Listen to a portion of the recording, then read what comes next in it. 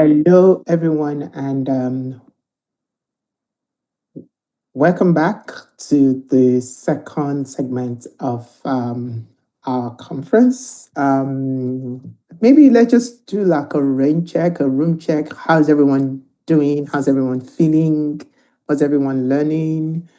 If you want to come up, if you want to come up and say something, please feel free to. Uh, Sarah, that was not planned. That was not part of the. It was like you're waltzing in on the red carpet. Now, that dramatic music to cue me in was not part of the organizing plan of the conference. Music was the timer app that I use. Exactly. I forgot that it makes sound. My bad. But that's even better. That's even better. Yeah, so before we bring in the next presenter, is there anyone here to share how they're feeling so far with the first half of the conference?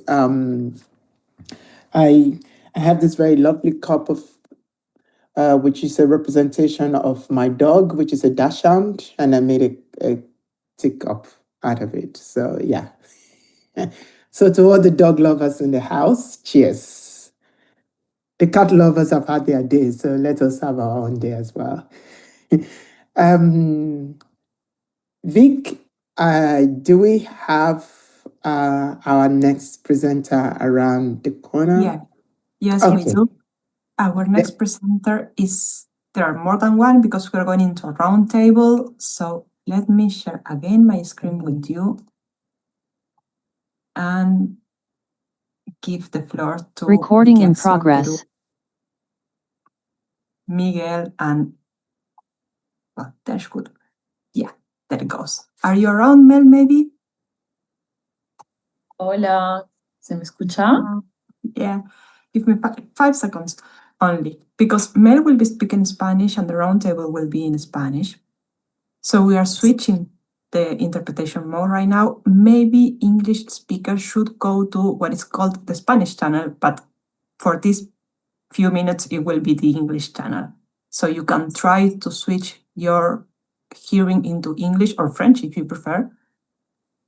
No, we don't need to go to the Spanish channel. We need to stay on the English channel, and the interpretation handles the switch for us.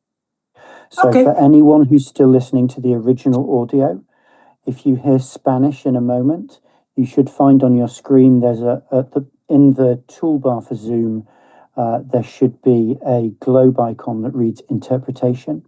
If you click that, the options will read original audio interpretation off, and that's probably the default. Then you can also choose to hear in English, French, or Spanish, and the interpreters will, they have a switch on their end that means that they can choose between them. Thanks for being the tech person here, Owen. So the room is yours, Mel. Go ahead. Muchas gracias, Vic. Es un gusto estar acá. Muchas gracias a las personas que están detrás de la organización. Esta es una pequeña conversación entre 4 personas que estamos llevando a cabo iniciativas para mejorar la información sobre la comunidad LGBT en Perú, en nuestro país. Y bueno, me acompañan 3 personas a quienes quiero y admiro mucho y con quienes hemos venido trabajando en los últimos años.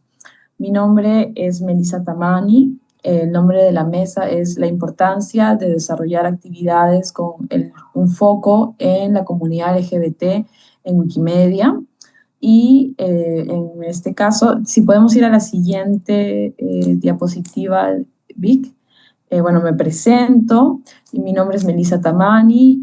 Yo soy historiadora del arte, vivo en Perú. Y soy parte del movimiento Wikimedia desde el 2015, cuando empecé a organizar editatones de arte y feminismo con el fin de visibilizar mujeres artistas en Wikipedia. En 2021 fundé una asociación civil con una misión Wikimedia que se llama Wikiacción Perú, y lo que buscamos en esta asociación civil es expandir el movimiento Wikimedia en nuestro país, en Sudamérica, pero con 3 focos temáticos, que son la ecología, el género y la cultura. En ese sentido, tenemos un eje de género, del cual yo tengo el honor de liderar actualmente, en el cual abordamos temas que son relevantes y de interés para las mujeres en su diversidad y para la comunidad LGBT de nuestro país. Parte de la metodología de trabajo que nosotros empleamos es realizar alianzas con individuos y organizaciones de la sociedad civil de manera descentralizada.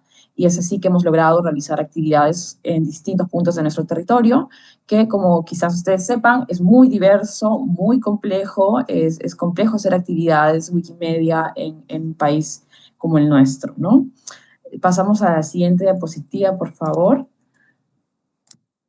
Entonces, este panel decidimos presentarnos a la conferencia de Queering Wikipedia para conversar acerca de cómo ha sido nuestro trabajo con principalmente Wikipedia y también con Wikimedia Commons, ¿no? Las personas que estamos participando el día de hoy hemos estado involucradas activamente en incrementar la presencia del contenido LGBT en Wikipedia, pero también el proceso inverso, y es llevar los proyectos Wikimedia a los espacios de activismo LGBT y presentar la herramienta para que las comunidades que están haciendo activismos y labores de trabajo en los territorios conozcan las herramientas y puedan utilizarlas si las consideran pertinentes. Siguiente, por favor, Vic.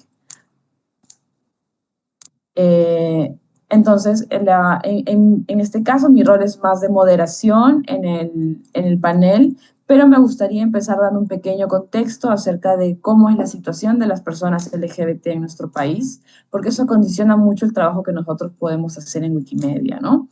En el Perú, como ustedes pueden apreciar en la página de diversidad sexual en el Perú en Wikipedia, la población LGBT enfrenta restricciones muy graves para el ejercicio pleno de sus derechos humanos. Hay muchos derechos que en la actualidad la comunidad LGBT no posee, como el derecho a la identidad, como el derecho al matrimonio civil, el derecho al acceso a la salud, a la educación, a la vivienda. Entonces, tenemos una situación realmente de urgencia en nuestro país, ¿no?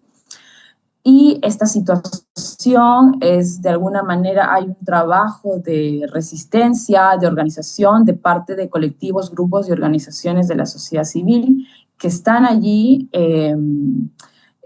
haciendo pues la labor de lucha por defender los derechos que se tienen y por buscar ampliar los derechos y también combatir el estigma, la patologización y la violencia que enfrentan las personas LGBT en nuestro país hasta el día de hoy. En ese sentido, los cuerpos, afectos y subjetividades LGBT en nuestro país han sido silenciados de las narrativas hegemónicas, ¿no? En muchas ocasiones incluso esto ha sido un esfuerzo sistemático de parte de ya sea de los gobiernos o de otros grupos, ¿no?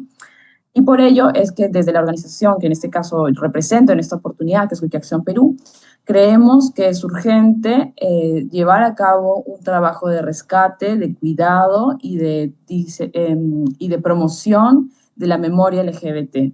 Y los proyectos de los que vamos a conversar el día de hoy se centran mucho en el tema de memoria LGBT por ello, ¿no? Y si me ayudas, Vic, con la siguiente diapositiva, por favor. Entonces le voy ahora a invitar a Miguel para que presente su perspectiva respecto a este tema. Muchas gracias, Melissa. Se me escucha bien, ¿no?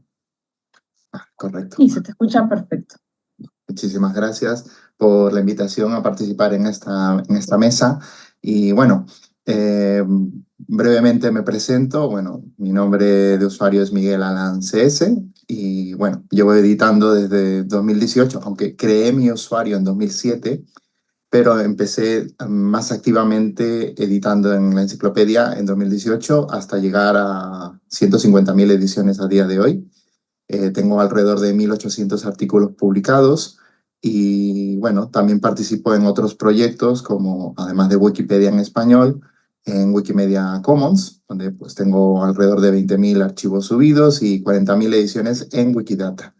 Desde este año fui elegido bibliotecario en la Wikipedia en español, así que bueno, fue una alegría, ¿no? Sobre todo una persona abiertamente LGBT más que haya sido pues, seleccionada, ¿no? Porque yo realmente mis ediciones y bueno, mis perfiles son abiertamente queer, ¿no?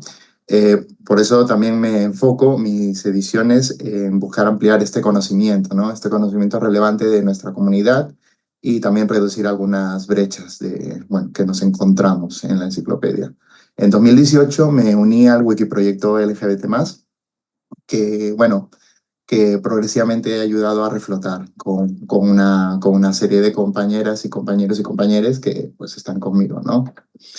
Siguiente diapositiva, por favor. La pregunta que se me planteó para esta mesa es cómo contribuimos, o bueno, cómo contribuye Wikipedia en español sobre todo, a combatir la desinformación sobre la comunidad LGBTIQ+ en Perú. Siguiente diapositiva, por favor. Bueno, primero, yo creo que habría que definir que Wikipedia es una serie de espacios, ¿no? El primer espacio que yo definiría Wikipedia es que es un espacio de colaboración, ya que es una enciclopedia abierta donde muchas personas editan los contenidos que realmente les interesan. Algunas veces esos intereses comunes hacen que estas personas pasen a editar de una forma aislada, pasan de editar de una forma aislada a hacerlo dentro de comunidades editoriales como la que represento en este momento, ¿no? El Wikiproyecto LGBT al que pertenezco es una iniciativa que fue creada en 2007 y que, bueno, pasó por una época de apogeo inicial, pero progresivamente fue decayendo, ¿no? Hasta llegar a prácticamente ser una comunidad abandonada, un proyecto abandonado. En 2020, a partir de una serie de personas que editamos sobre estos temas, ayudamos a reflotarla, ¿no? Y tuvo un renacimiento. A partir de esa fecha, hemos hecho el cálculo y hemos logrado publicar el 70% de los artículos de ese Wikiproyecto, de temática LGBTIQ+. Así que yo creo que sin duda es un buen ejemplo de un espacio de colaboración dentro de la enciclopedia. Pero también ese contenido que hemos creado, que se crea, luego va a ser consultado, por lo que también hay que tener presente quiénes leen esos artículos. Es un espacio de consulta en Wikipedia y debemos intentar publicar la mayor cantidad de temas LGBTQ+ que interesan tanto a la gente habitual que lee la enciclopedia o temas básicos e informativos, también a publicar temas que interesan a nuevas personas que se acercan a la enciclopedia, a las nuevas generaciones, que tienen unos criterios de relevancia quizás diferentes. Además, hay que tener en cuenta que los primeros resultados de una búsqueda en Internet siempre van a ser dirigidos a Wikipedia.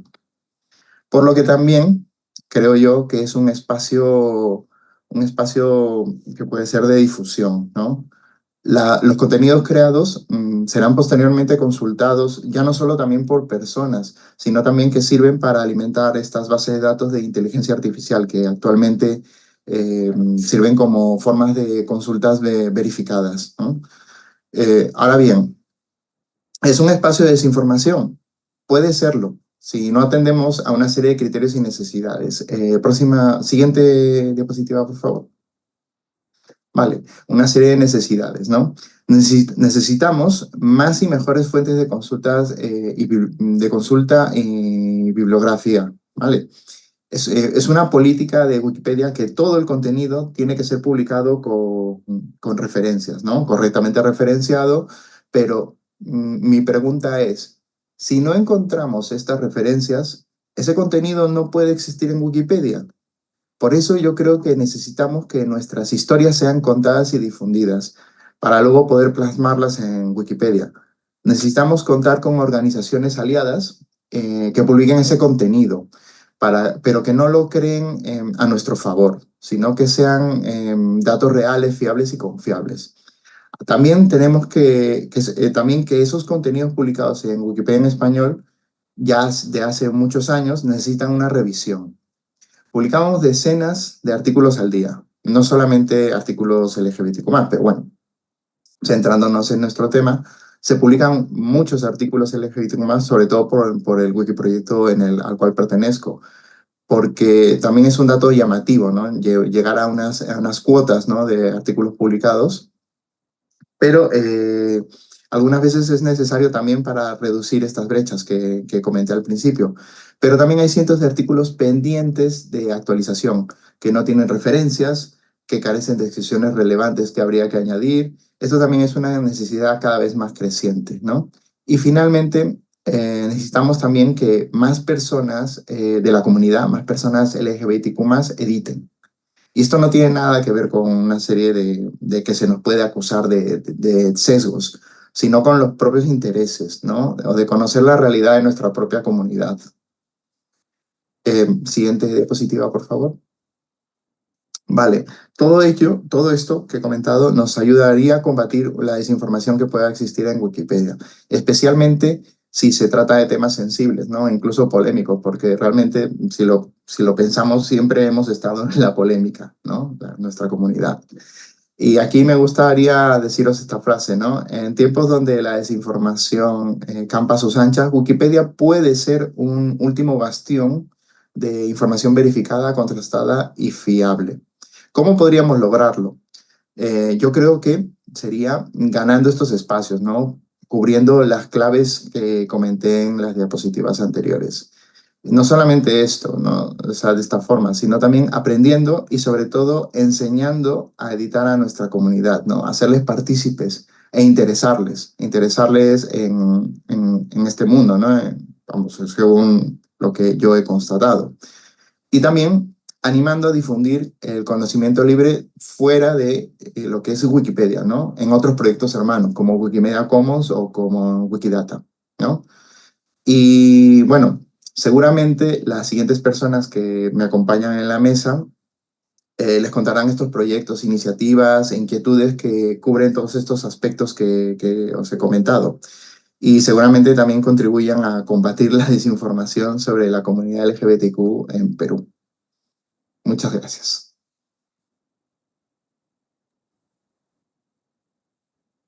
Muchas gracias, Miguel. Vamos a continuar entonces con Norberto Huesaquillo. Norberto, ¿te encuentras en la sala? Sí, acá estoy. Adelante. Sí. Bueno, me presento, mi nombre es Norberto, soy licenciado en educación y desde el 2024 participo de los proyectos Wikimedia, gracias a la organización Wikiexpresión Perú. Con ellos he podido participar en diferentes actividades como editatones, encuentros de capacitación y formación, en temáticas relacionadas con la cultura, el género y ecología. Además, también soy voluntario de la organización Archivo de la Memoria Marica del Perú, en la cual colaboro como diseñador de proyectos orientados a la conservación y difusión de la memoria de la comunidad LGTB acá en el Perú. Si pasan la otra diapositiva, por favor. Frente a la pregunta, ¿qué significa para mí participar en proyectos Wikimedia desde un enfoque LGTB? Pues para mí fue bien interesante descubrir que Wikimedia es un espacio para poder difundir, conservar información, sobre todo de la comunidad, ¿no? Su memoria material e inmaterial, y también poder visibilizar las actividades relacionadas a diferentes temas, ¿no? Como la política, la cultura, la sociedad, la educación, el arte, el activismo en general de la comunidad LGTB. Por lo tanto, descubrir esto me ha permitido a mí formar parte como más activo de esta plataforma o de los proyectos Wikimedia. La siguiente, por favor. De ahí que desde que inicié en el 2024 también he venido trabajando en el 2025, participando de diferentes actividades impulsadas por la Fundación Wikimedia y por la Wikiacción Perú, ¿no? Por lo tanto, me ha permitido visibilizar las luchas, logros y aportes de la comunidad en lo político, en lo social, en lo cultural, en la educación. Por, e- por ejemplo, hacer un diagnóstico de las organizaciones que se encuentran visibilizadas en Wikimedia o de actividades que se pueden visibilizar en Wikimedia Commons, el poder hacer esto me permite a mí tener una idea de por dónde puedo orientar mi esfuerzo, ¿verdad? Y mi dedicación a el tema de Wikipedia o de Wikimedia relacionado a la comunidad. Por favor, la siguiente. También me ha permitido participar activamente en editar, crear y mejorar contenidos que representen de forma justa y respetuosa a las personas que integran la comunidad, contribuyendo a reducir justamente la brecha de contenido y los sesgos que existen en torno a lo digital, ¿no? Me ha parecido bien interesante saber que en Perú hay muchas personas que están trabajando en pro de la sociedad peruana y que lamentablemente no se visibiliza, no se resalta aquellos trabajos que se hacen. Entonces, Wikipedia se presenta justamente como una posibilidad de poder hacer y mostrar, justamente mostrar que lamentablemente por acá en Latinoamérica, hablar sobre la comunidad LGTB es como parcializarse en temas solo sexuales o de enfermedad, ¿no? Y mostrar que hay profesores, comunicadores, ingenieros, activistas que construyen una sociedad más justa, más igualitaria, ¿verdad? Mostrar que las personas lean y que son de la comunidad, pues me permite a mí colaborar frente a esta desigualdad que posiblemente, o esta parcialidad de nuestra visión de pertenecer a la comunidad. La siguiente, por favor.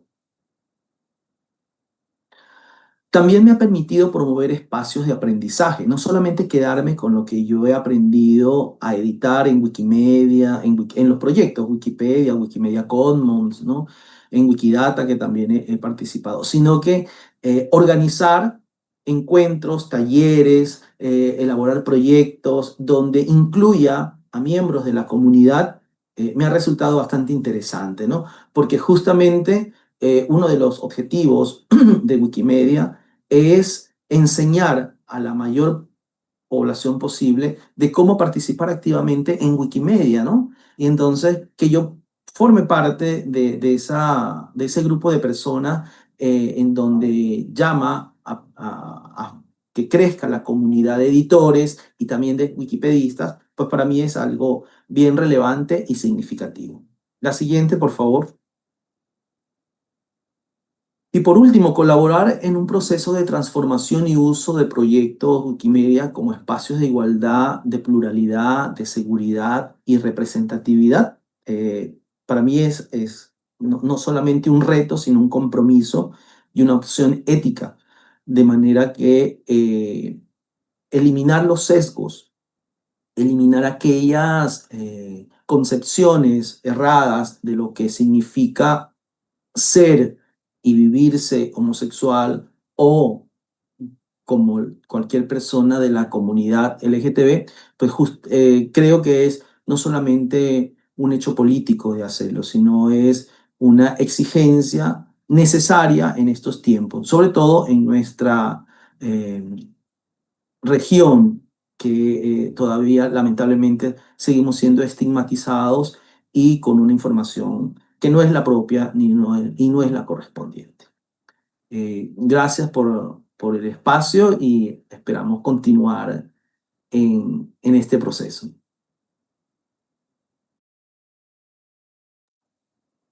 Muchas gracias, Norberto. Norberto es una parte importantísima de la comunidad de Wikiacción Perú. Solo quería mencionar eso, es como uno de los pilares, gracias a su constancia y a su forma de trabajar, es que hemos logrado realmente tener un trabajo consistente en cuanto a muchos temas, entre ellos vinculados a comunidad LGBT. Entonces ahora le vamos a brindar el espacio a André Mere. Vamos a dejar que Andrés se presente. Él también es un miembro muy querido de nuestra comunidad con quien hemos desarrollado proyectos. André. ¿Qué tal? Buenos días. ¿Sí? Adelante. ¿Me escuchan bien? Se te escucha perfecto, sí. Perfecto. Buen día con todos. Yo soy André Mere Rivera, soy fundador del Archivo de la Memoria Marica del Perú. Y en esta organización tenemos, bueno, 3 pilares fundamentales.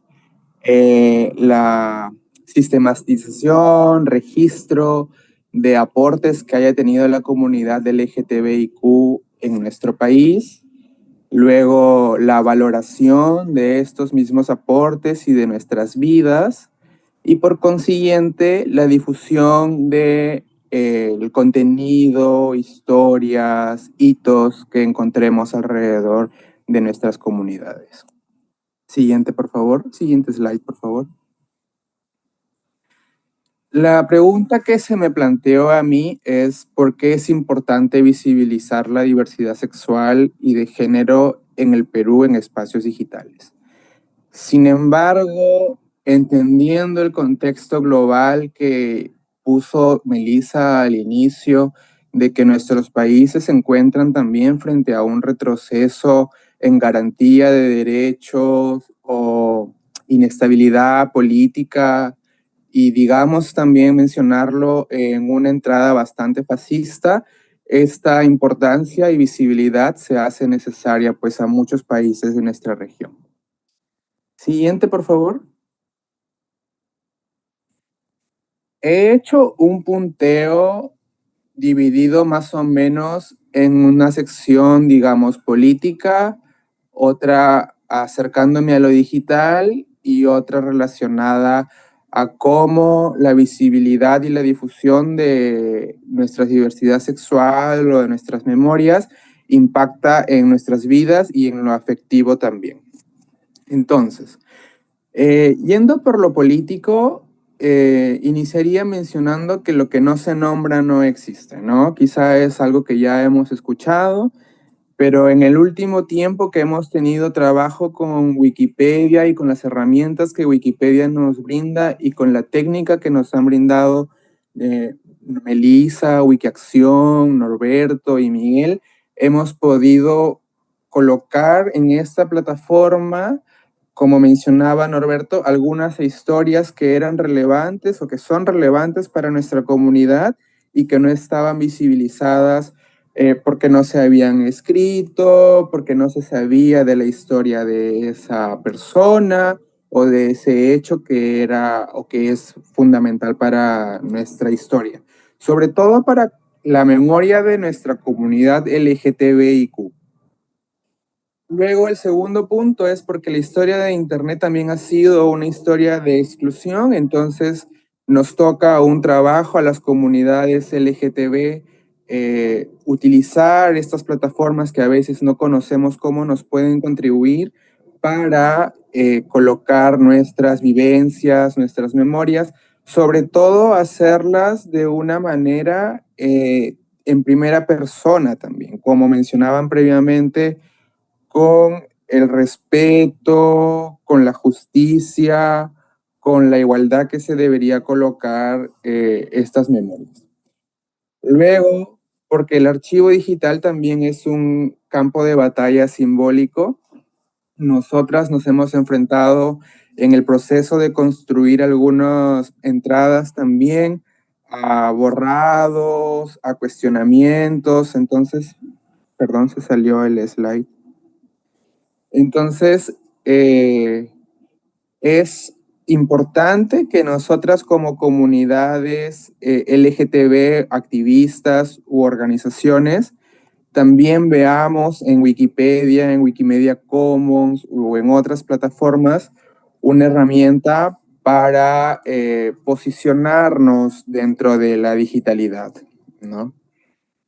Luego, el penúltimo punto, el cuarto, es porque la diversidad sexual y de género también construyen nación, pues en este proceso de investigación que tenemos con el archivo Marica, nos hemos dado cuenta que mucha de la historia oficial que se ha contado en los últimos años desde el Estado, desde la nación, no incluye a las historias LGTB, no las menciona y tampoco hay un interés de incluirlas. Entonces, vemos que los espacios digitales son espacios importantes para contrarrestar esa desinformación, esa poca visibilidad, y también nos dimos cuenta que era importante descentralizarla para que no todo, por ejemplo, quede situado en Lima, que es la capital del Perú, sino que pudimos hacer el ejercicio de visibilizar historias que venían de otras regiones mucho más invisibilizadas.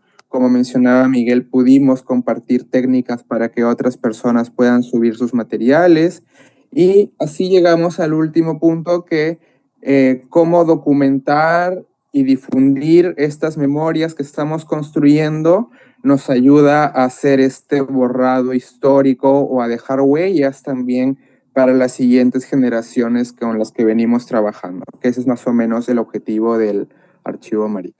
Siguiente, por favor.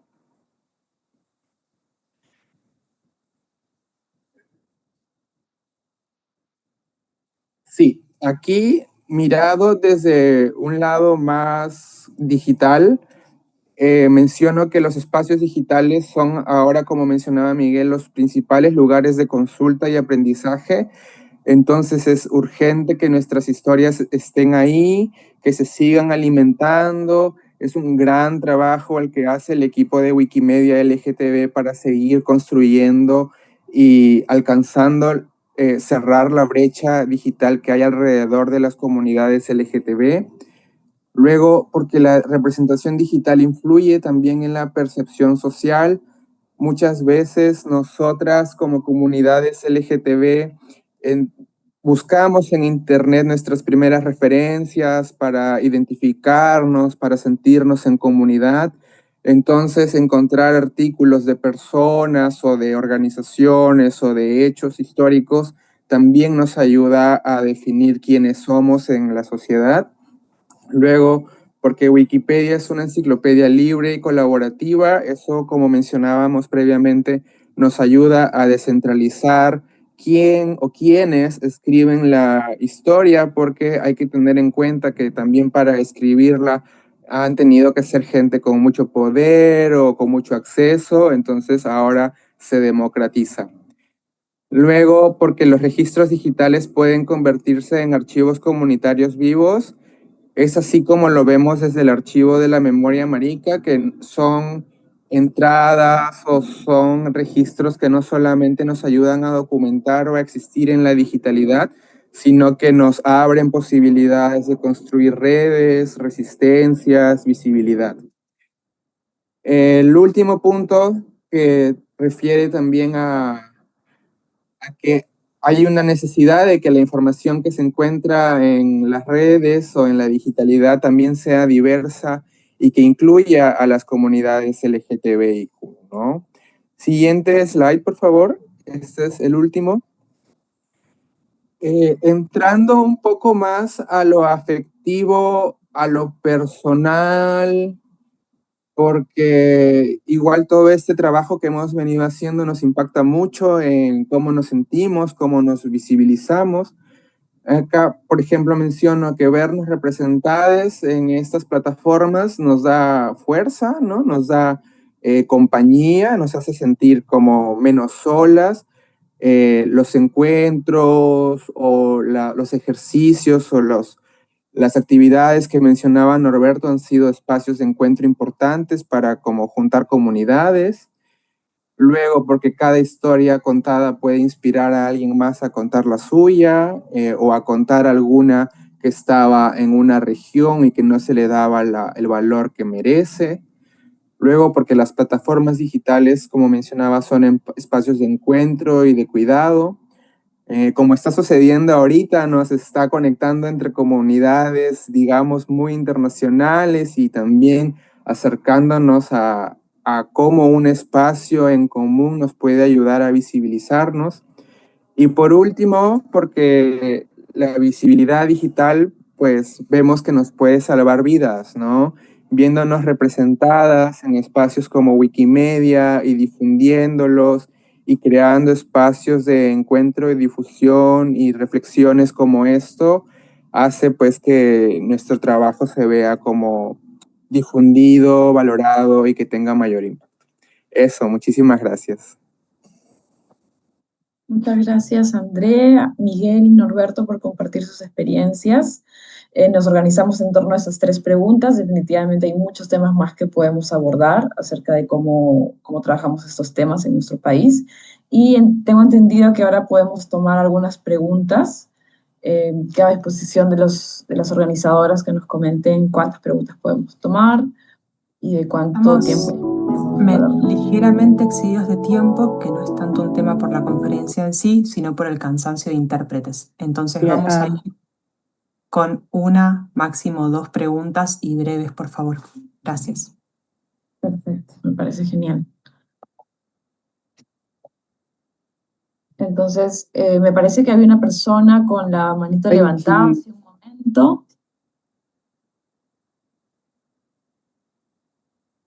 Yes, there was one person that raised their hands. I'm trying to locate them again, but I can't find them anymore. But there was one person that raised their hands. So if you have any question, please can you raise your hands, or you can type it. Oh, the person said that was an accident. It wasn't intentional. I just want to say thank you so much, Melissa. And everyone else for that wonderful presentation. And I think that it shows sometimes one of the challenges of capturing stories in different places that is not so Eurocentric in a way. So thank you. I don't know if there are questions, but if there are no questions, the next session is going to be a video presentation that we are going to play. Please, if you have questions for any of our presenters prior to this moment, you can still put your question in the chat. They are around and they will be able to answer your question because can you still hear me? Yes, we can. Can you still hear me? Oh, yes, okay. Yes, I can see there's a question for Sarah in the question from Ricardo. And if they are still around, maybe they might. Oh, yes, they've answered that question. Sorry about that. Okay, now are we ready, Vic, for the video? Yes, I am. Gracias por la presentación en la mesa redonda. Muchas gracias. Muchas gracias. So, we are showing a video. The video has subtitles in it, and I hope you can see them, but in any case, I will be sharing the same video on a link here, the chat.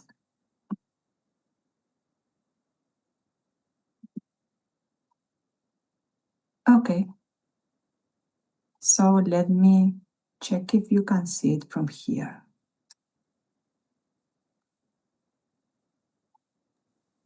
I can see it, but it's not yet playing. No, because I'm not sharing sound. Let me 5 seconds. Because if I don't share my sound as well, you won't be hearing me. Share sound.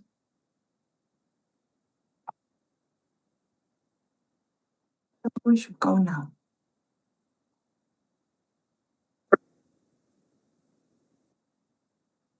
Hola, ¿cómo estáis? Encantada de saludar y de estar aquí, sintiendo mucho que no pueda ser en directo.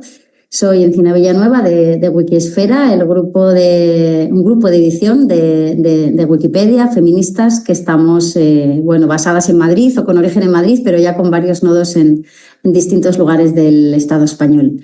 Estoy aquí con mi compañera Celia, que hemos hecho juntas esta presentación, y también el trabajo de fondo que da pie a lo que hoy os vamos a contar. Ella, tímida, está en un discreto segundo plano, pero quizás en algún momento le apetezca participar. Bueno, para comenzar, y eso lo sabe bien la gente que está en estos temas, es muy difícil justificar la presencia o la experiencia lesbiana de las mujeres, ¿no? Especialmente las del pasado. Por razones evidentes, ¿no? Como dice Elina Norandi, ¿no? Porque es muy difícil historiar lo que parece que nunca ha sucedido, porque se ha escondido, porque no ha podido ser visible, porque incluso se han borrado sus huellas, con lo cual para poder plantear en un artículo realmente una experiencia lesbiana tenemos ya una dificultad como de principios, ¿no? De todas maneras, nos hemos encontrado como varios casos, digamos, ¿no? Cuando queremos ver o queremos plantear esta experiencia de las mujeres, ¿no? Una es cuando directamente no aparece. Esto es bastante habitual, especialmente si vamos más atrás en el tiempo, y tenemos ahí algunos nombres. Son dos mujeres españolas, una actriz y una pedagoga, que todo el mundo sabía que lo eran, pero no hemos encontrado, aunque estamos en ello, todavía como la fuente en la que basarnos para poder ponerlo en su artículo. Entonces, quizás una de las cuestiones más habituales es que directamente no aparece, ¿no? En muchas ocasiones, y esto tiene una parte como divertida, aunque a veces también es muy tremendo, ¿no? Pues aparece, pero de forma velada, ¿no? Nos gusta, recopilar estas anécdotas, aunque luego, claro, las modificamos, como es el caso de esta sufragista, que siempre además es una expresión que se nos ha quedado grabada a todas las del grupo, ¿no? Que es la idea de compañera de larga data, ¿no? Cuando hablaban de la que fue su pareja, ¿no?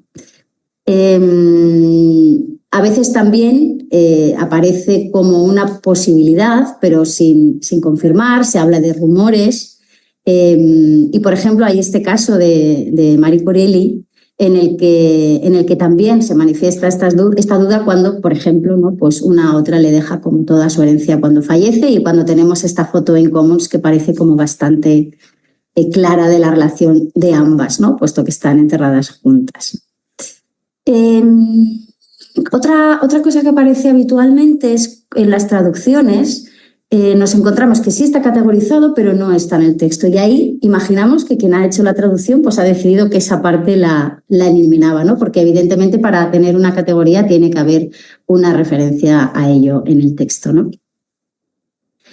Y a veces también, claro, aparece de forma explícita. Es como el tercer caso, ¿no? Primero no aparece y luego aparecen de todas estas formas, a veces rocambolescas, ¿no? O en forma de duda.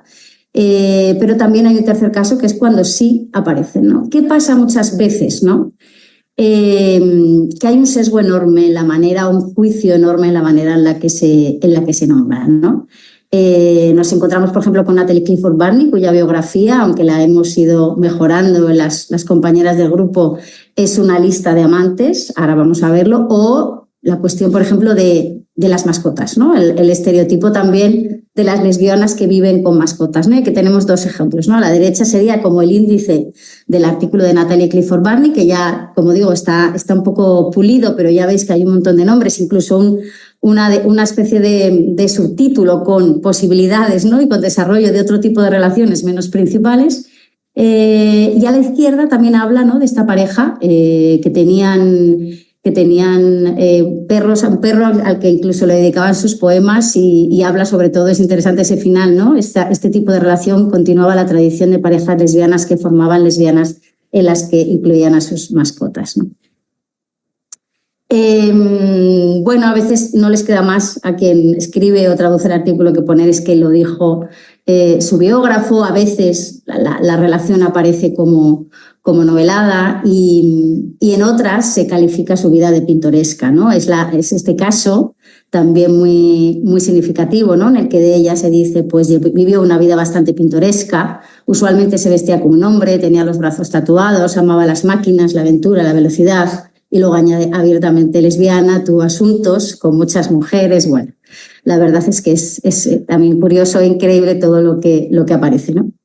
Hay algo que nos ha sucedido ya en varias ocasiones y es que alguien interviene el artículo borrando esta información, ¿no? A veces son familiares, a veces pues, no sabemos muy bien quiénes son, a veces sí sabemos, a veces se sabe o incluso se firman los cambios, ¿no? Como es el caso de la pintora Marisa Roset, que tenía una relación con la soprano Lola Rodríguez Aragón y nos encontramos hace tiempo con este cambio, ¿no? Que precisamente nuestra compañera Celia lo revirtió, ¿no? En el que bueno, pues se dice que es falso y se quita, pero realmente hay muchas fuentes que sí que lo aseguran y entonces pues lo hemos vuelto a incluir, ¿no? Pero estas peleas son a veces habituales y a veces es muy difícil bueno, pues terminar justificándolo porque por lo que decíamos al principio respecto a las fuentes, ¿no? Y algunas batallas las hemos dado por perdidas, otras las hemos conseguido también ganar o seguimos en ello, ¿no? En clave ya de lo que hacemos, que tiene mucho que ver con esto último, ¿no? De qué pasa, de cómo, digamos, cómo actuar, ¿no? Toda esta manera de representarse lo lésbico en los artículos de Wikipedia es lo que nos encontramos en nuestro trabajo diario, puesto que este es uno de los temas que más nos interesan.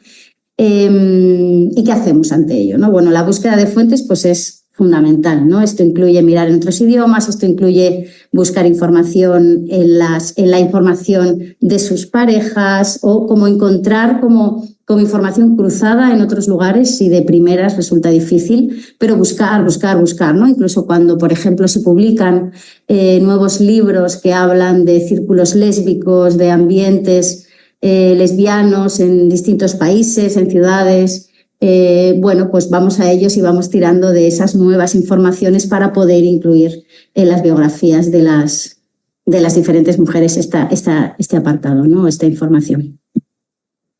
Otra de las cuestiones que tratamos de modificar es pasar de eufemismos o ausencias a una manera mucho más contundente de decirlo, ¿no? Aparece mucho la idea de la amiga, bueno, pues ya lo nombramos pareja, compañeras de casa y podemos poner compañeras de vida, ¿no? Intentamos también utilizar la palabra lesbiana, ¿no? Que muchas veces es evitada, pensamos que quizás de forma consciente, ¿no?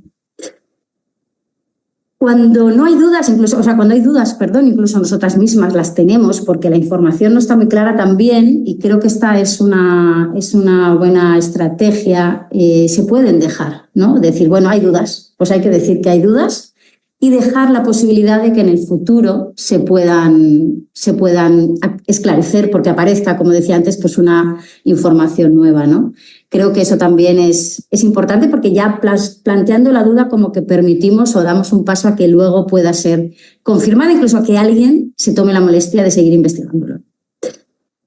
Otra estrategia habitual es cómo vincular a unas con otras. Esto sabemos que es una estrategia habitual en Wikipedia para que los artículos tengan más visitas y más visibilidad. Entonces, también entre las mujeres lesbianas que tuvieron relaciones personales, afectivas, o también de otro tipo, profesionales, etcétera, pues para generar ese movimiento, para favorecer esa visibilidad, pues las vinculamos, como es el caso de la imagen que os compartimos, en que las tres eran mujeres lesbianas, amigas, y entonces hemos ido vinculando sus artículos entre sí, ¿no? Tenemos a Wikidata también, con la posibilidad de visibilizarlo como dato, como orientación sexual. En el BEASI también, parecido a los vínculos entre artículos, pues añadir esos otros perfiles que pueden estar relacionados y que también, pues por época, por profesión, por relación personal, que nos pueden ir llevando de unos artículos a otros. La cuestión de la categorización, pero como hablábamos antes, tiene que ser algo que esté claramente expresado en el artículo, pero categorías de cuestiones lésbicas o LGTB hay un montón, ya están muchas creadas, también se pueden crear. También hay una posibilidad de que sea un apartado de vida personal. aunque hay muchos lugares de la biografía, de la trayectoria, donde podemos incluir su orientación sexual. Y hay una cuestión que a veces nos genera dudas, que es la bisexualidad. Algunas mujeres aparecen nombradas como bisexuales porque tuvieron, como es el caso de Gloria Fuertes, es una poeta española, alguna relación en su juventud. Bueno, alguna relación con un hombre, nos estamos refiriendo. En nuestro caso, pensamos que ante la duda es mejor poner las dos categorías, ¿no? Y también, porque en muchos casos pensamos que probablemente se tratara de una mujer lesbiana, pero bueno, pues que ha tenido algunas relaciones con hombres. Entonces, bueno, nos parece que al menos plantear la doble opción es lo mínimo, que es como lo más cercano a la realidad, ¿no? También mantenemos, como os decía antes, con estos artículos que pueden tener de debate, ¿no? o duda, o que alguien vaya a entrar a cambiarlos, pues vigilarlos. Es el caso de Maritrini, una muy famosa cantante española que también su artículo ha sido algunas veces se ha escondido mucho esa relación que tenía con su pareja, que era su secretaria o que aparecía como tal, y que se ha ido también quitando y poniendo. Ahora creo que está puesto, que lo hemos conseguido mantener de momento, pero hay que también vigilarlo, ¿no? Y ya para terminar, y estamos ya en los 10 minutos prometidos, nos preguntan muchas veces si hace falta explicitar que una mujer es lesbiana en su biografía, ¿no? Y nosotras al menos escribimos dos argumentos. Uno, que a día de hoy las parejas o las orientaciones sexuales o identidades de las personas son un elemento que aparece en la biografía, con lo cual, si son heteros aparece, pues si no lo son también.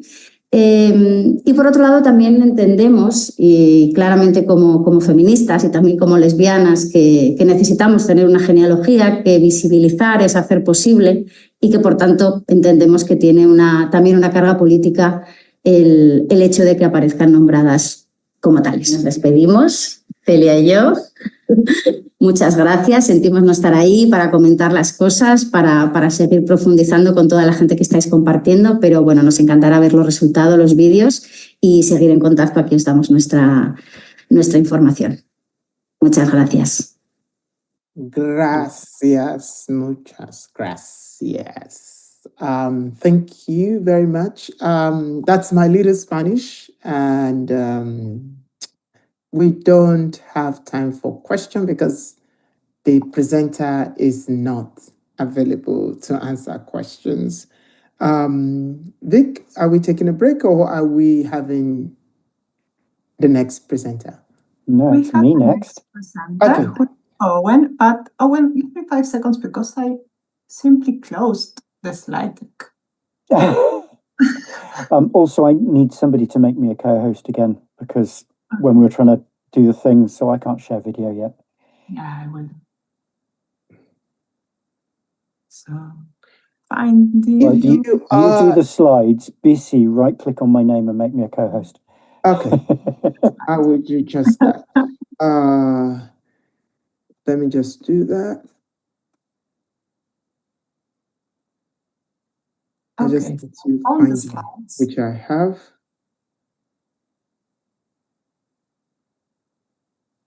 Am I a host here? Because I can...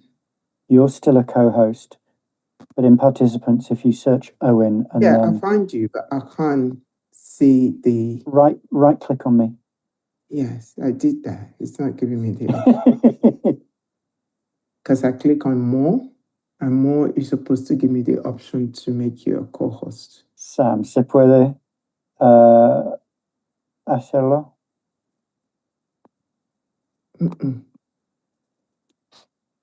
What do you need? Sorry? So just to make me a co-host. You're now co-host. I am now, thank you. Yeah. Okay. And let me change which camera. Are you on that camera? Yes, I'm looking there, right? Excellent. Cool. So, please bear with me a little bit. This is a presentation that I've written on the back of some training that I did with Wikimedia UK called Train the Trainer to help me run editing sessions and training events for Wikimedia UK and for Wikimedia LGBT. This is the first time I'm delivering this session. I've got half an hour on the calendar for it. If I get if somebody could let me know if we get to 25, 5 minutes before the end of the session, that would be great. I don't expect that I'm going to use the whole session. But this is a guide for new editors writing queer biographies on the English Wikipedia. I, at some point, will work with people to expand this into other language editions. If you could go to the next slide, please.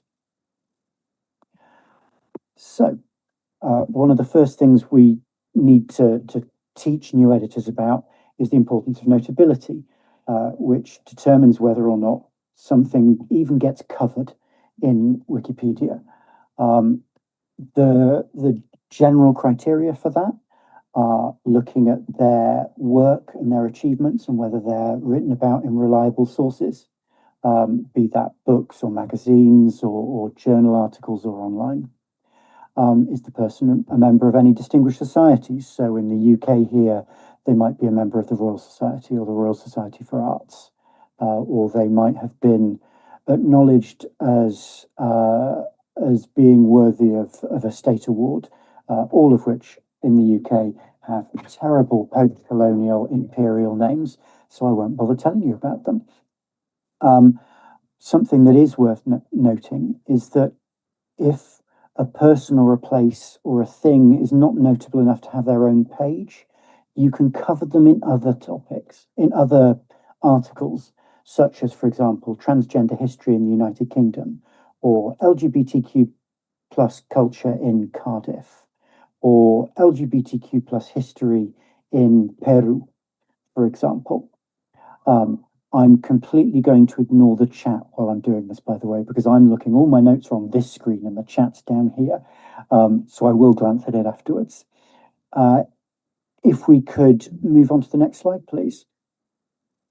We'll talk a little later about how we handle dead names and pronouns for living people, but I also want to talk about historical figures. For people currently alive, we can conveniently read what they say in interviews and on social media. That sort of access is obviously unavailable to us for people who are no longer with us, and we generally have to rely on written accounts that predate a lot of the terms we use today.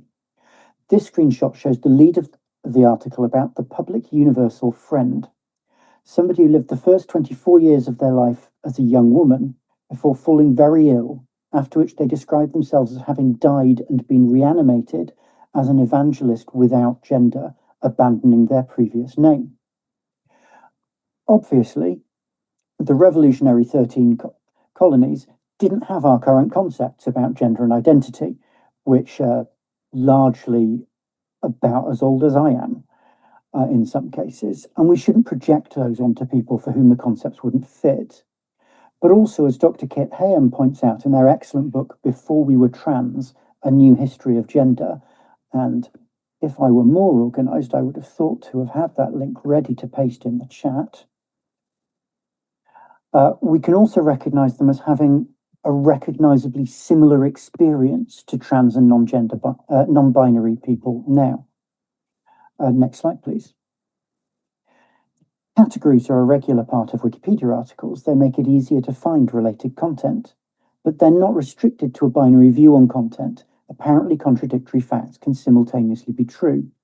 The person who became the public universal friend was born in 1752, and they died in 1819, so it's accurate to describe them as being of both the 18th and 19th centuries. They were born in the colony that now forms the state of Rhode Island, and died in New York State, so it's accurate to describe them as being from both states. While the terms are anachronistic for the friend, they're arguably a part of non-binary and agender history, so it's legitimate for their biography to be in the categories non-binary Christians and agender people. And clearly, historical figures with ambiguous or disputed gender identity is a category that could well have been made for them. There are currently 33 people in this category, or was when I wrote the notes, and 75 in the analogous category, historical figures with ambiguous or disputed sexuality. If you want to read more about categorizing historical queer people, there's a specific guide at the short link of cat LGBTQ. I really must, in future, remember to make a document with all of these links handy. And that category includes a helpful summary, a broad consensus of academic and/or biographical scholarship about the topic is sufficient to describe a person as LGBTQ. For example, while some sources have claimed that William Shakespeare was gay or bisexual, there is not a sufficient consensus among scholars to support categorizing him as such, while such consensus does exist about the sexuality of Oscar Wilde or Radcliffe Hall. I'll talk more in a moment. Sorry, next slide, please. I'll talk more in a moment about how we normally handle transitioning names for trans people of our own era, but it can be a little more complex for historical figures. The way that we have handled this for the public universal friend is broadly how they did so themselves. Next slide, please. In October 1776, Wilkinson, their dead name, contracted an epidemic disease, most likely typhus, and was bedridden and near death with a high fever. The fever broke after several days. The friend, new name, later reported that Wilkinson, dead name, had died. The friend further said that Wilkinson's soul had ascended to heaven and the body had been reanimated with a new spirit, charged by God with preaching his word, that of the public universal friend, new name. Describing that name in the words of Isaiah 62:2 as, quote, a name which the mouth of the Lord hath named. From that time on, the friend refused to answer to Jemima Wilkinson, dead name, ignoring or chastising those who insisted on using it. It's plain to see parallels here with how trans people commonly treat their dead names, but we can also see that the friend used their dead name to discuss their previous self. Next slide, please. Hopefully this is where my prepared script has run out, so if I get a bit waffly, do tell me. So we have a detailed document as a part of the Wikipedia Manual of Style on gender identity.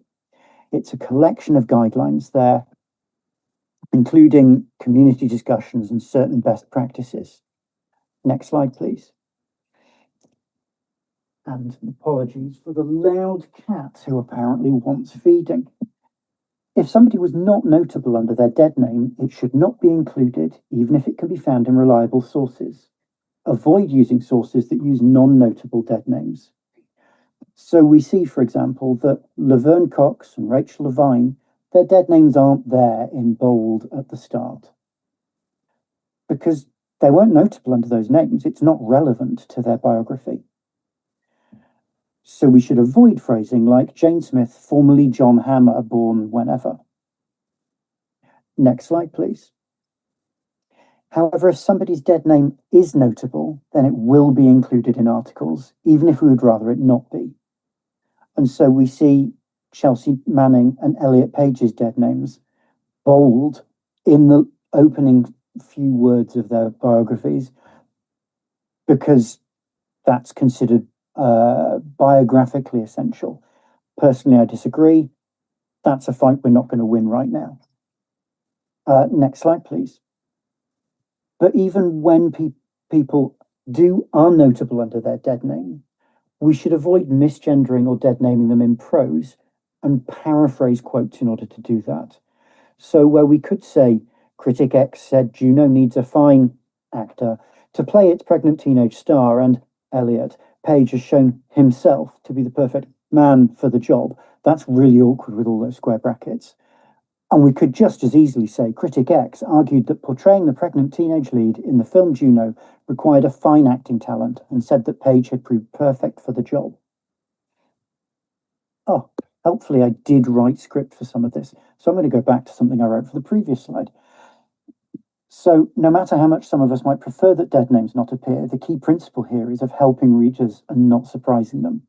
If a reader looks up Elliot Page's dead name and is not aware of his transition, they might be surprised to be redirected to an article about a male actor. And that's why his dead name appears in bold in the open sentence of his biography. Some biography subjects object to this. The French writer Jules Marot has written about how seeing their dead name on the French Wikipedia causes them dysphoria.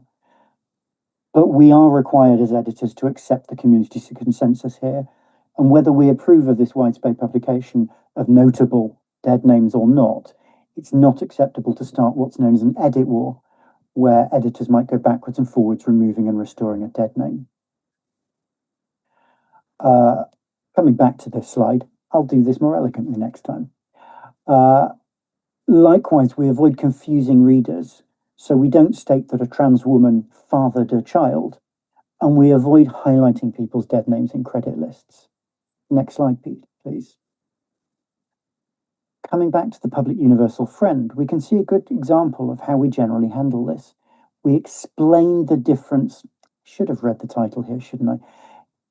When interpreting queerness in historical figures, we explain the different historical interpretations of a subject's biography. So researcher X said Y, writer A said B. Next slide, please. And remember that we're writing for an encyclopedia, so we need to phrase things appropriately for that context. A key part of neutral point of view is avoiding advocacy. So we avoid stating opinions as fact. We avoid stating seriously contested assertions as facts. We prefer non-judgmental language, and we indicate the relative prominence of opposing views. The text on the side here shows how this is handled in a footnote to the article about Edward II, King of England, and his relationship to two of his favourites. And like with Sappho and her roommate, they weren't just roommates. Obviously, we can't just say that Edward definitely was sleeping with Piers Gaveston and Hugh Despenser, but we can't straight wash away the prospect and not mention that he may well have been.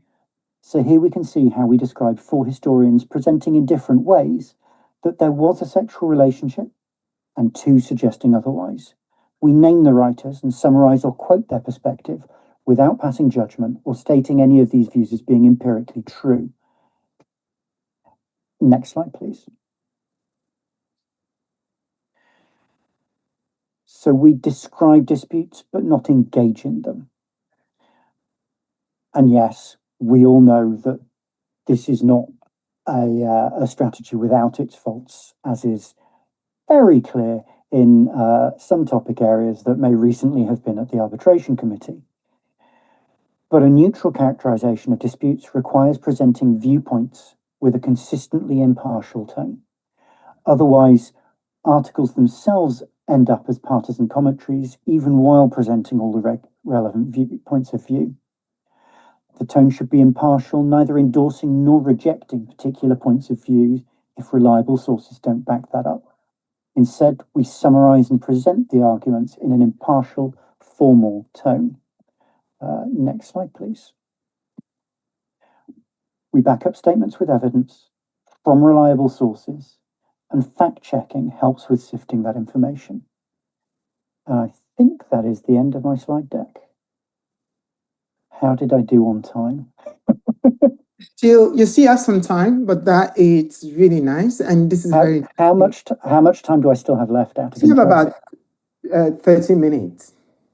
13 minutes. I'm happy to take some questions, though I am going to scroll up and glance at the chat, and I can assure you the kitties are not wasting away.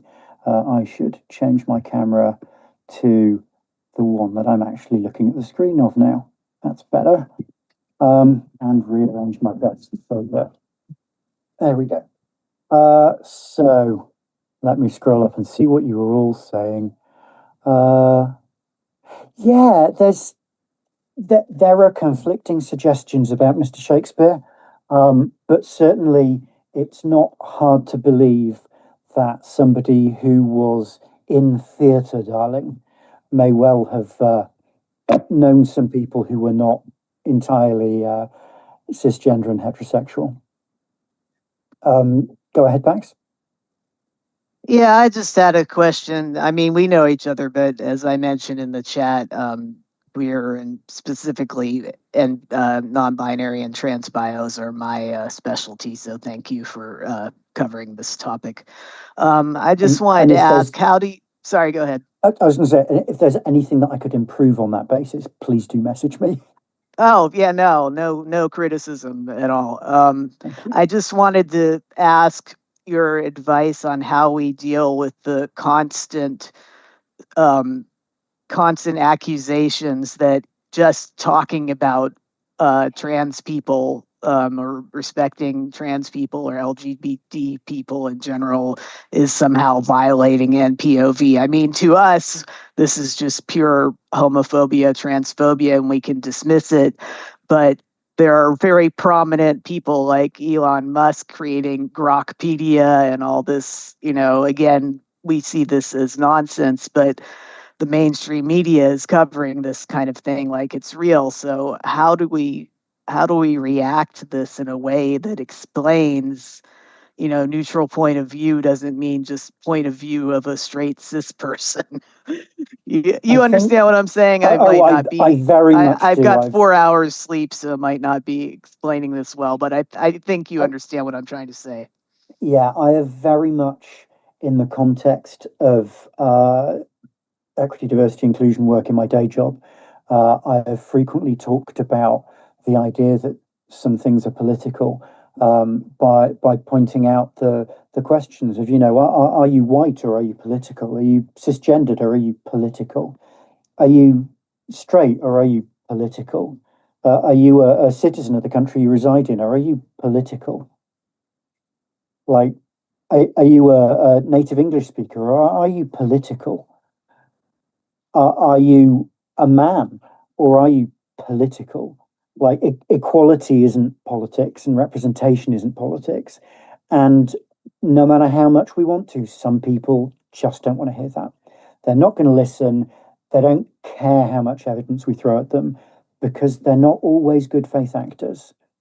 And I know certainly in the space of the Wikimedia movement, we're meant to assume good faith, but also we're not meant to bend over backwards to continue providing good faith to people who are demonstrating they don't have it. And you might have seen that I was relatively quiet throughout the arbitration case on the English Wikipedia recently. And partly that was because it seemed to me that the transphobes were doing actually quite a good job of proving our point about, I can't remember the term we use, but the bluster and bludgeoning, about bludgeoning, about taking a battleground mentality, like several of those transphobic editors, and don't call them that on Wiki, it won't help. But several of those clearly transphobic editors were being criticized for putting huge amounts of words into any article talk page where they were trying to prove a point, and then did exactly the same to ArbCom in their evidence, and did exactly the same on the talk page for the decision. And to some extent, I think they managed to harm their own cause that way. To other extents, I was profoundly disappointed, but not especially surprised by how poorly the arbitrators on the English Wikipedia managed to handle some aspects of that case. And as I said earlier, I think it's outright obscene that everyone's friendly neighborhood sociologist was treated quite so poorly there on the basis of being argumentative. But as I've said before, it's the firm position of the user group and my personal position that I have said repeatedly, including to members of the Foundation Board of Trustees on their CAC community, their talk to the community calls, that we do not believe that there are any functioning on Wiki abuse processes that manage to handle queerphobic abuse. And partly that's an inevitability. We're talking about sites where most functionary and privileged roles are done by a majority vote. The majority of users on the English Wikipedia are cisgendered heterosexual people who don't necessarily understand queer identities well, and so we don't get as well represented. That's a bit less of a problem amongst administrators than other functionaries, but not very much so. And the same is the case in U4C. I'm going to scroll back through the chats, and you've got your hand up, BC. You wanting to tell me something? I've got a very interesting question here.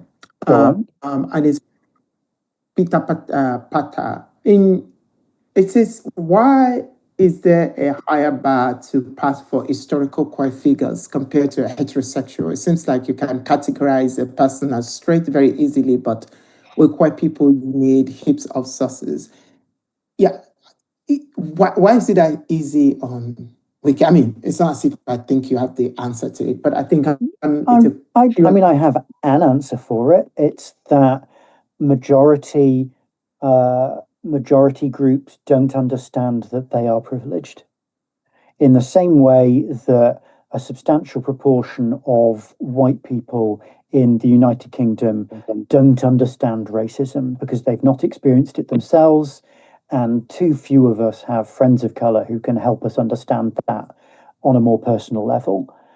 It's just that in order to help people, help other editors and contributors understand that it's not political to talk about queer identities, that it's not controversial to talk about queer identities, that we're not pushing some point of view, acknowledging things that are in historically reliable sources, but they don't get that. And for some of those people, loss of majority privilege feels like an attack. And I'd suggest that's why the political far right are resurgent currently across the global north. Like, we've seen it here in the UK, they've seen it there in the US, that the far right and their politics of hatred are very popular among some people who aren't necessarily intrinsically bigoted. They just don't understand better because they've not had the opportunity to learn. And don't get me wrong, plenty of them are intrinsically bigoted, bad people.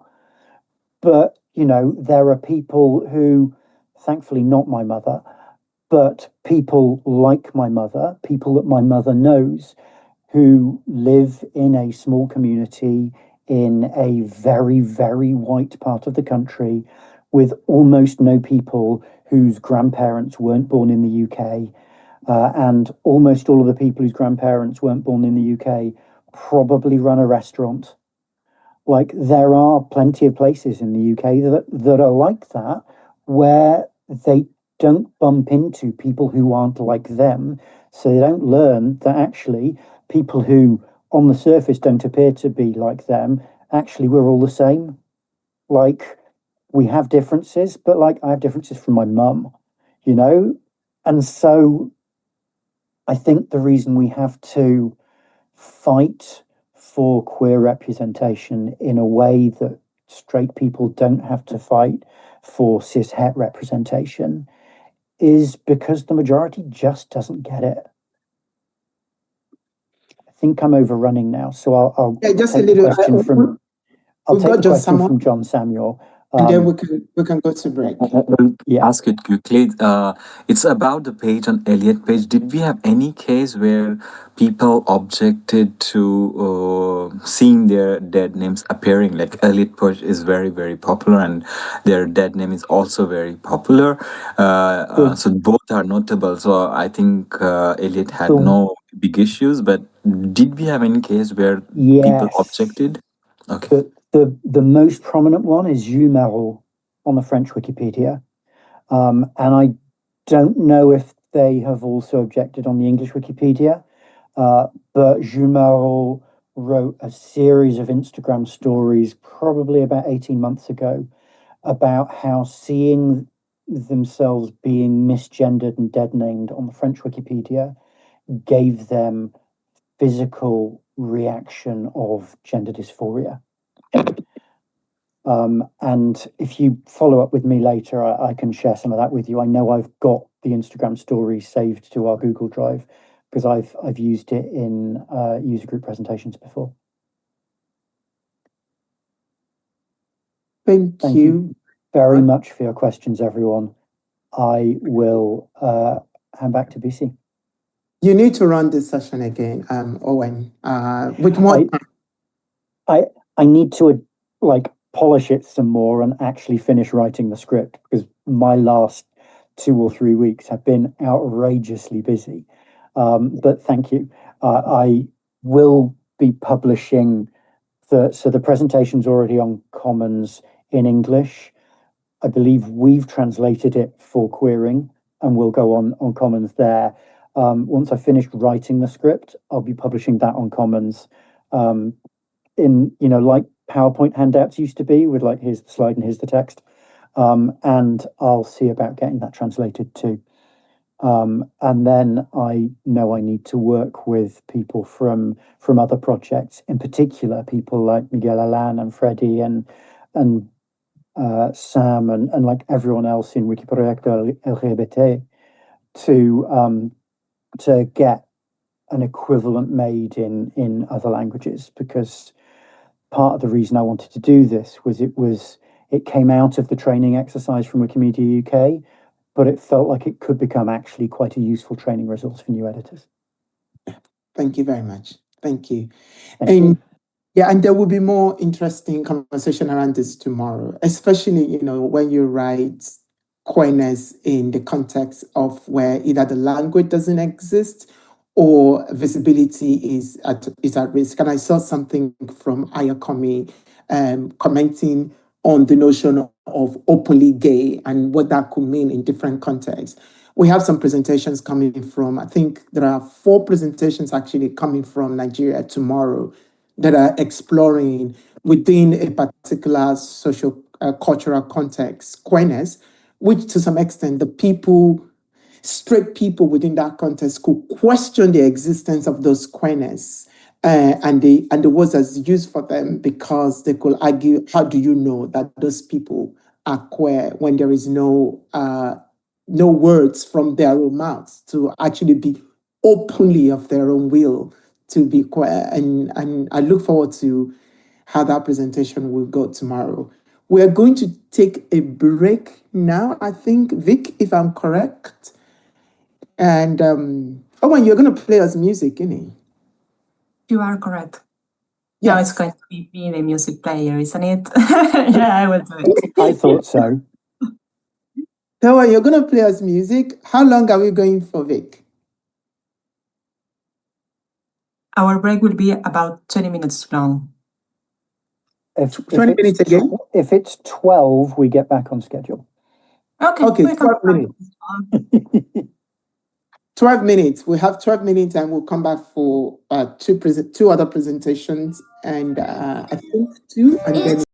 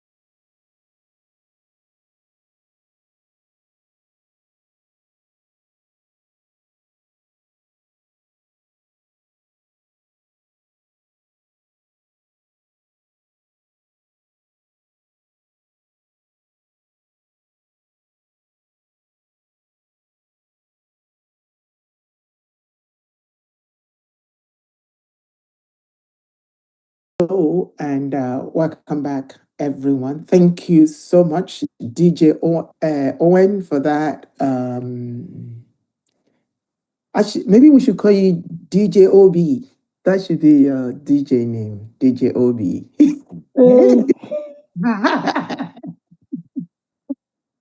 Thank you so much for that music. We are going to quickly go to our next presenter, who I guess they are here with us now. So over to you, Ernesto. Thank you. So is there maybe Claire and Christian on the floor? Yeah, it's not Ernesto first. It's yeah. Claire. Sorry. I'm so sorry. Claire, over to you. I'm here. I think Crystal might be here too, hopefully. Oh, yep, I see her. I'm here. Yay! So thanks for being here, both of you. So I will simply pass the word and you continue. Thanks.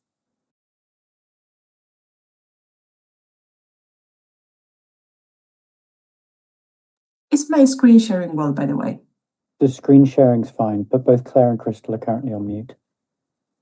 Oh, okay. Claire, did you want to start since you have the first slides, or should I introduce? I can start if you'd like. Cool. So first and foremost, I would like to apologize in advance. I'm currently getting over the flu, so hopefully I'm not coughing too much right now.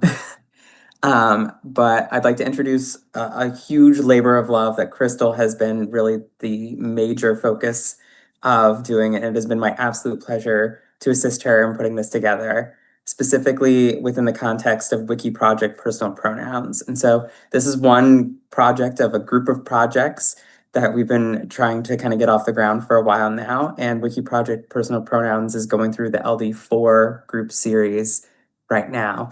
But anyway, I'm Claire. I use she, her pronouns, and I'm currently an assistant professor at the Icahn School of Medicine at Mount Sinai. And joining me today is also Crystal, who's at the University of Washington. Next slide. So very quickly, for those of you who are not familiar with Wikidata, I'm going to be giving a brief rundown before I pass it over to Crystal to talk more about Wiki Project Personal Pronouns in depth. Next slide. So Wikidata is a free, collaborative, multilingual secondary knowledge base.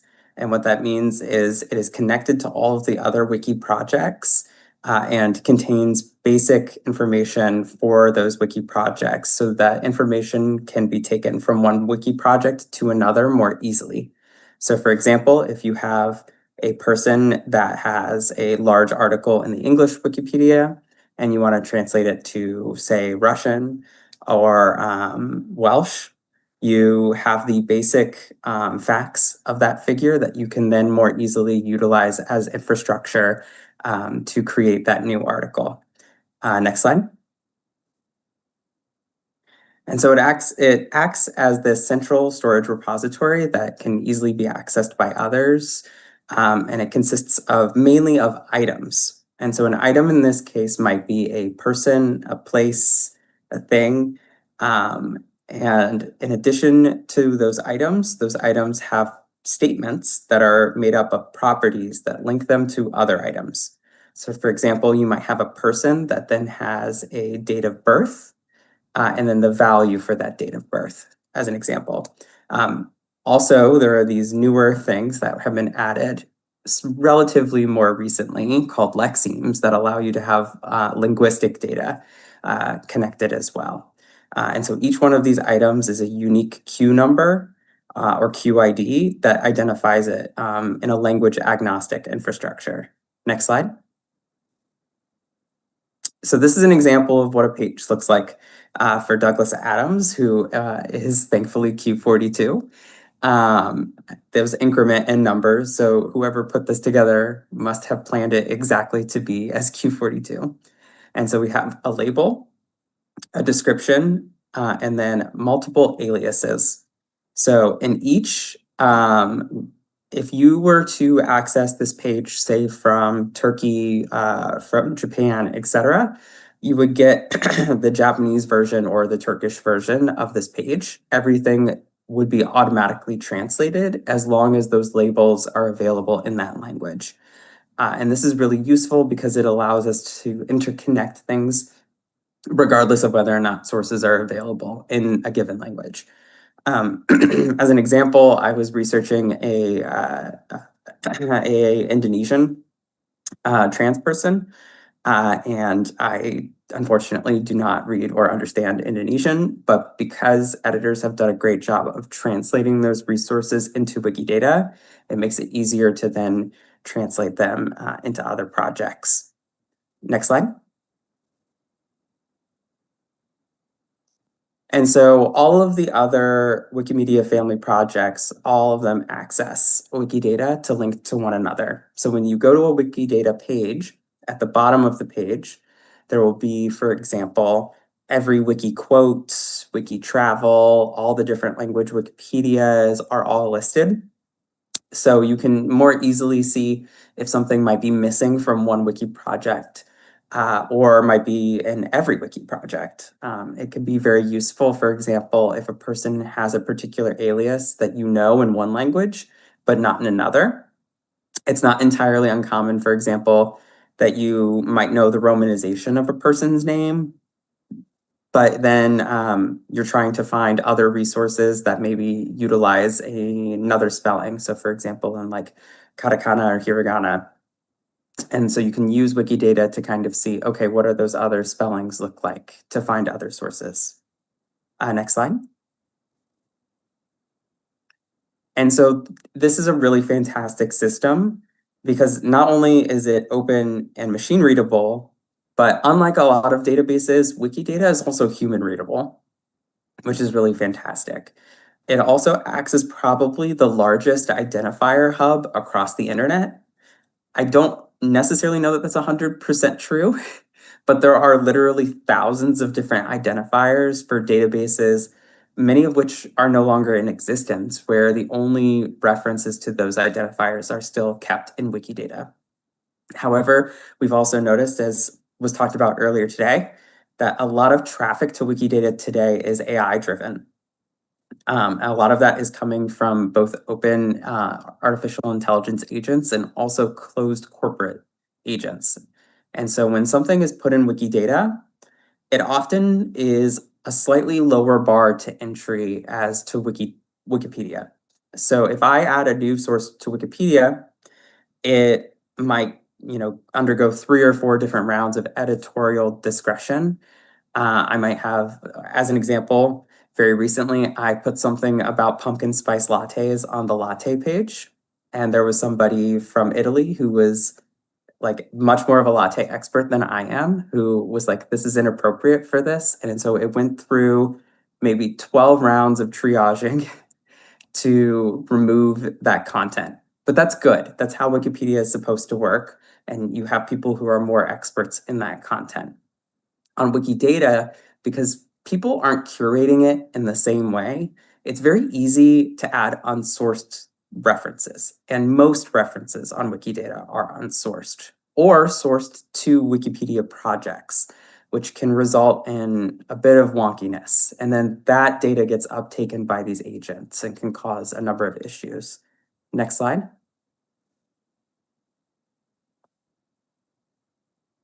There's a lot of personal demographic data in Wikidata. And it's, like I said, it's a little bit less stringent than in Wikipedia. So for example, we have a lot of academic authors for bibliographic works. And so there's a lot of discussion about, how should these figures be represented if they're more or less public. We have a number of properties that are currently in discussion on Wikidata. Every single one of these has probably thousands of comments that have been discussed openly and in smaller groups. For example, if somebody is convicted of a crime in one jurisdiction, but maybe exonerated in another, or if that person's still alive versus if it was hundreds of years ago, just like in Wikipedia, there's a lot of discussion about what is okay to say and what is okay to represent what is public? If it's on somebody's Blue Sky account versus in a published encyclopedia. There's some debate as to whether or not that's stringent enough to be included on Wikidata. Next slide. And so I'm going to pass it over to Crystal. Hello, I'm Crystal Uragi. I also use she, her pronouns, and thank you, Claire, for toughing it out when you're sick. I'm so sorry. I'm going to talk a bit about Wiki Project personal pronouns specifically and the work that we have been doing. Next slide, please. So personal pronouns data in Wikidata is of the personal demographic data in Wikidata, some of the most inconsistent. It's pretty difficult to query because the values are not very consistent. There's not a real, up until very recently, there was not a data model that we were working from. This data is also very poorly referenced. Oftentimes people will be assigned a personal pronoun value based on their first name, or based on a picture, or based on their gender information, which is also poorly referenced. So it's unreliable data, and oftentimes it is incorrect. The harms that come from this situation include outing people, misgendering folks, and just having incorrect or outdated information about people going out into the web. And even if it's corrected in Wikidata, as Claire mentioned, AI harvests data from Wikidata, and once it's in Wikidata, it's always in the semantic web. Next slide, please.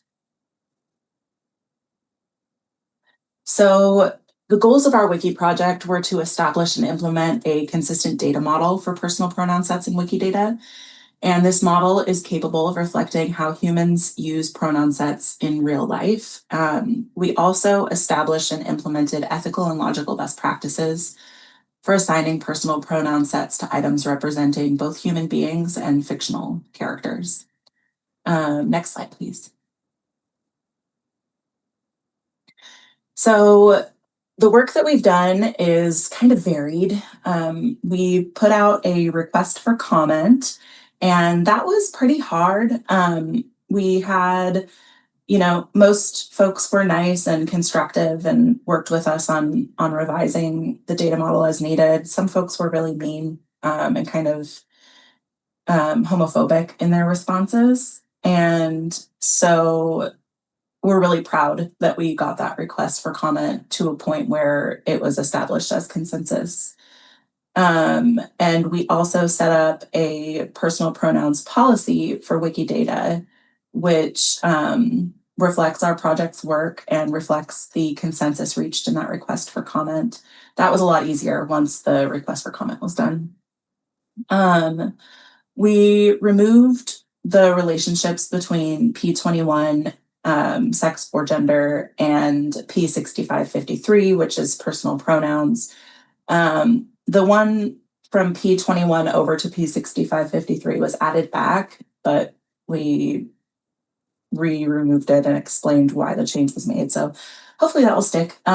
We also removed gender-related aliases and preferred pronoun from the property label, and labels in both English and Spanish were fixed.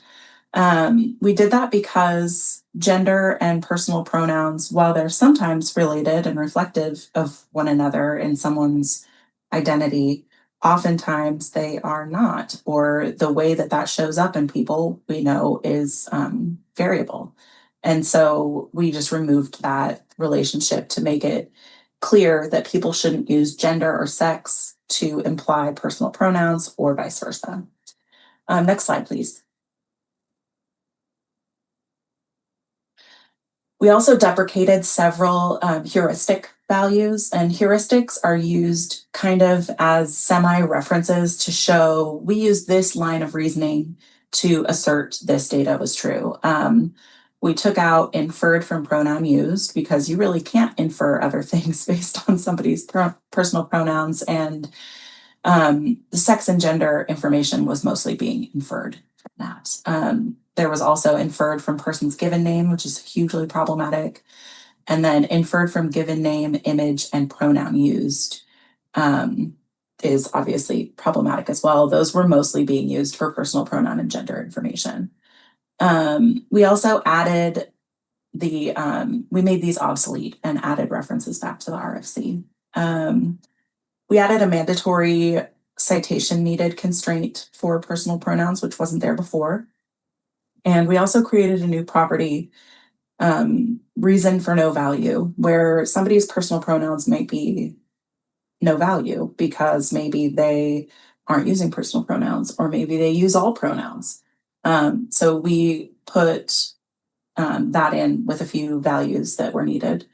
And we've also begun implementation work on all the statements in Wikidata that use this property. There's about, I think, 7,000 statements, and we've started in the LD4 Wikidata Affinity Group doing some editing sessions for that, and we'll schedule more as needed until those statements are all remediated. Next slide, please.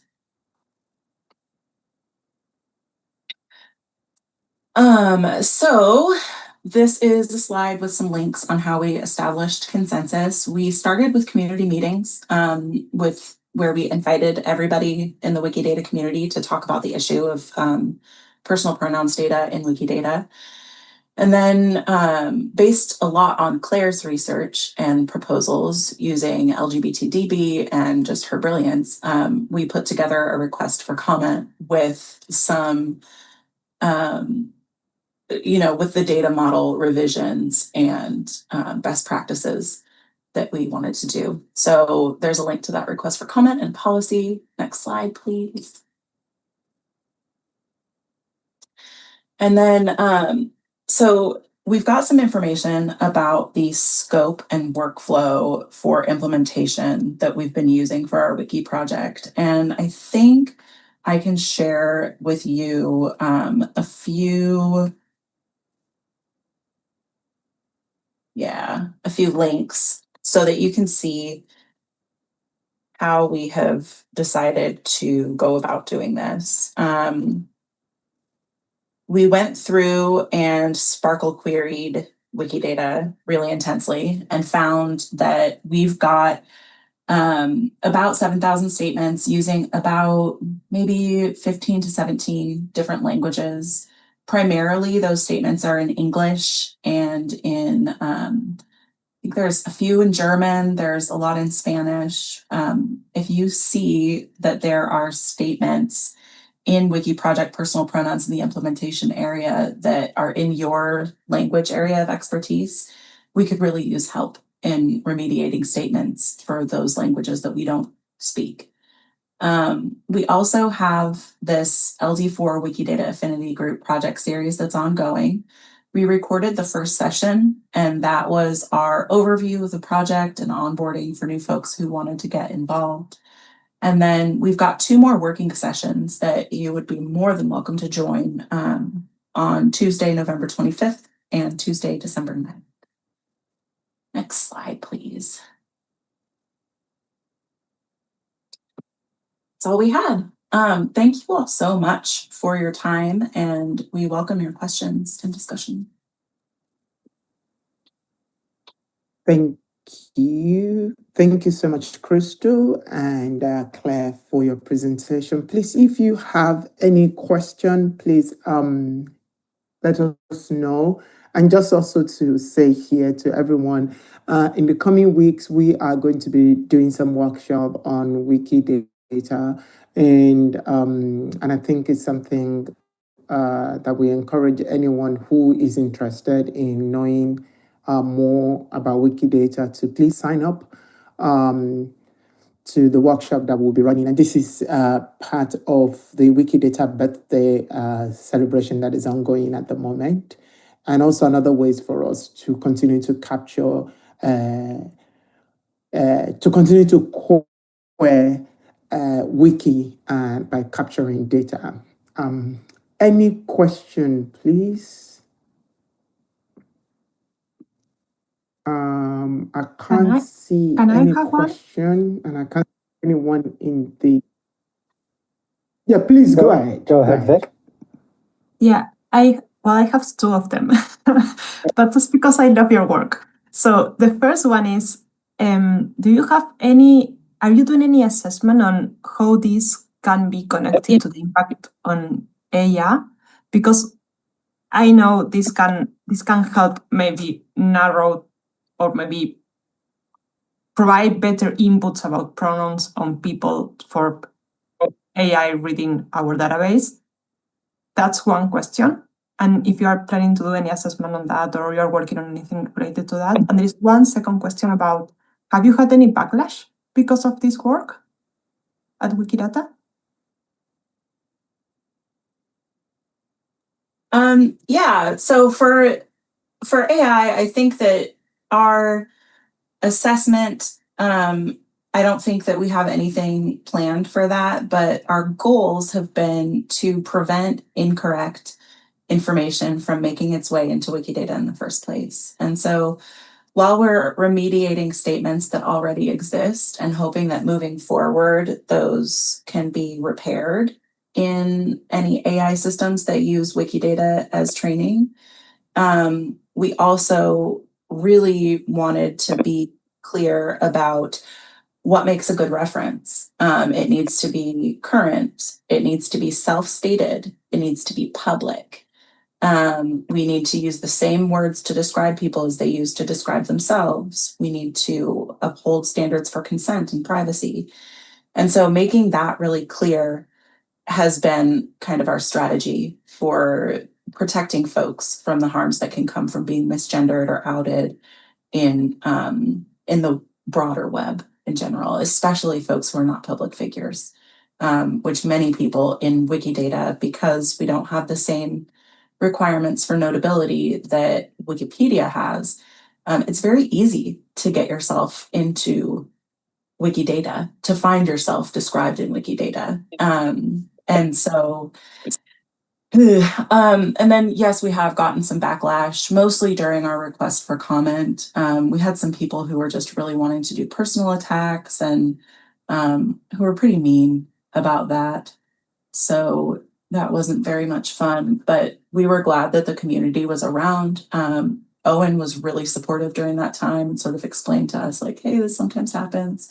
This is how you can respond. Don't be too bothered. You didn't do anything wrong.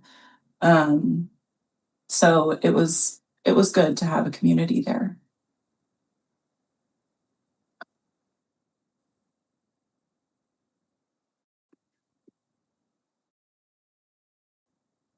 Thank you. I don't know if my internet is okay. Can you hear me? Yeah. You are blurry, isn't it? But we can hear you. Yeah, it looks like you got blur my background set, except that Zoom thinks you're also your background. It might be worth checking that there's not like a smudge on your camera even. Check if there's a smudge on your camera. Yeah, and I don't want to remove the blue background. Okay, so That's better. we can are see going you to now. move on to the next presentation.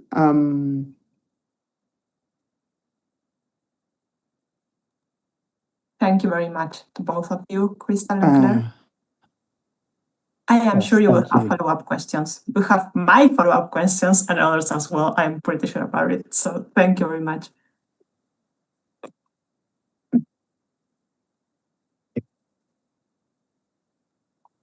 I understand this is struggling with the internet. So our next presentation is from Ernesto Cuba. May you be around in the floor, Ernesto? Sí, estoy aquí. Hola. Hola, ¿cómo estás? Ok, bien. Sí. ¿Empiezo? Dame un segundito. Ernesto will be speaking in Spanish. So we'll go again to that moment in which you will be hearing interpretation. So, Ernesto, por favor, puede ser un poquito lento para que las intérpretes puedan hacer su trabajo. Están un poquito cansadas.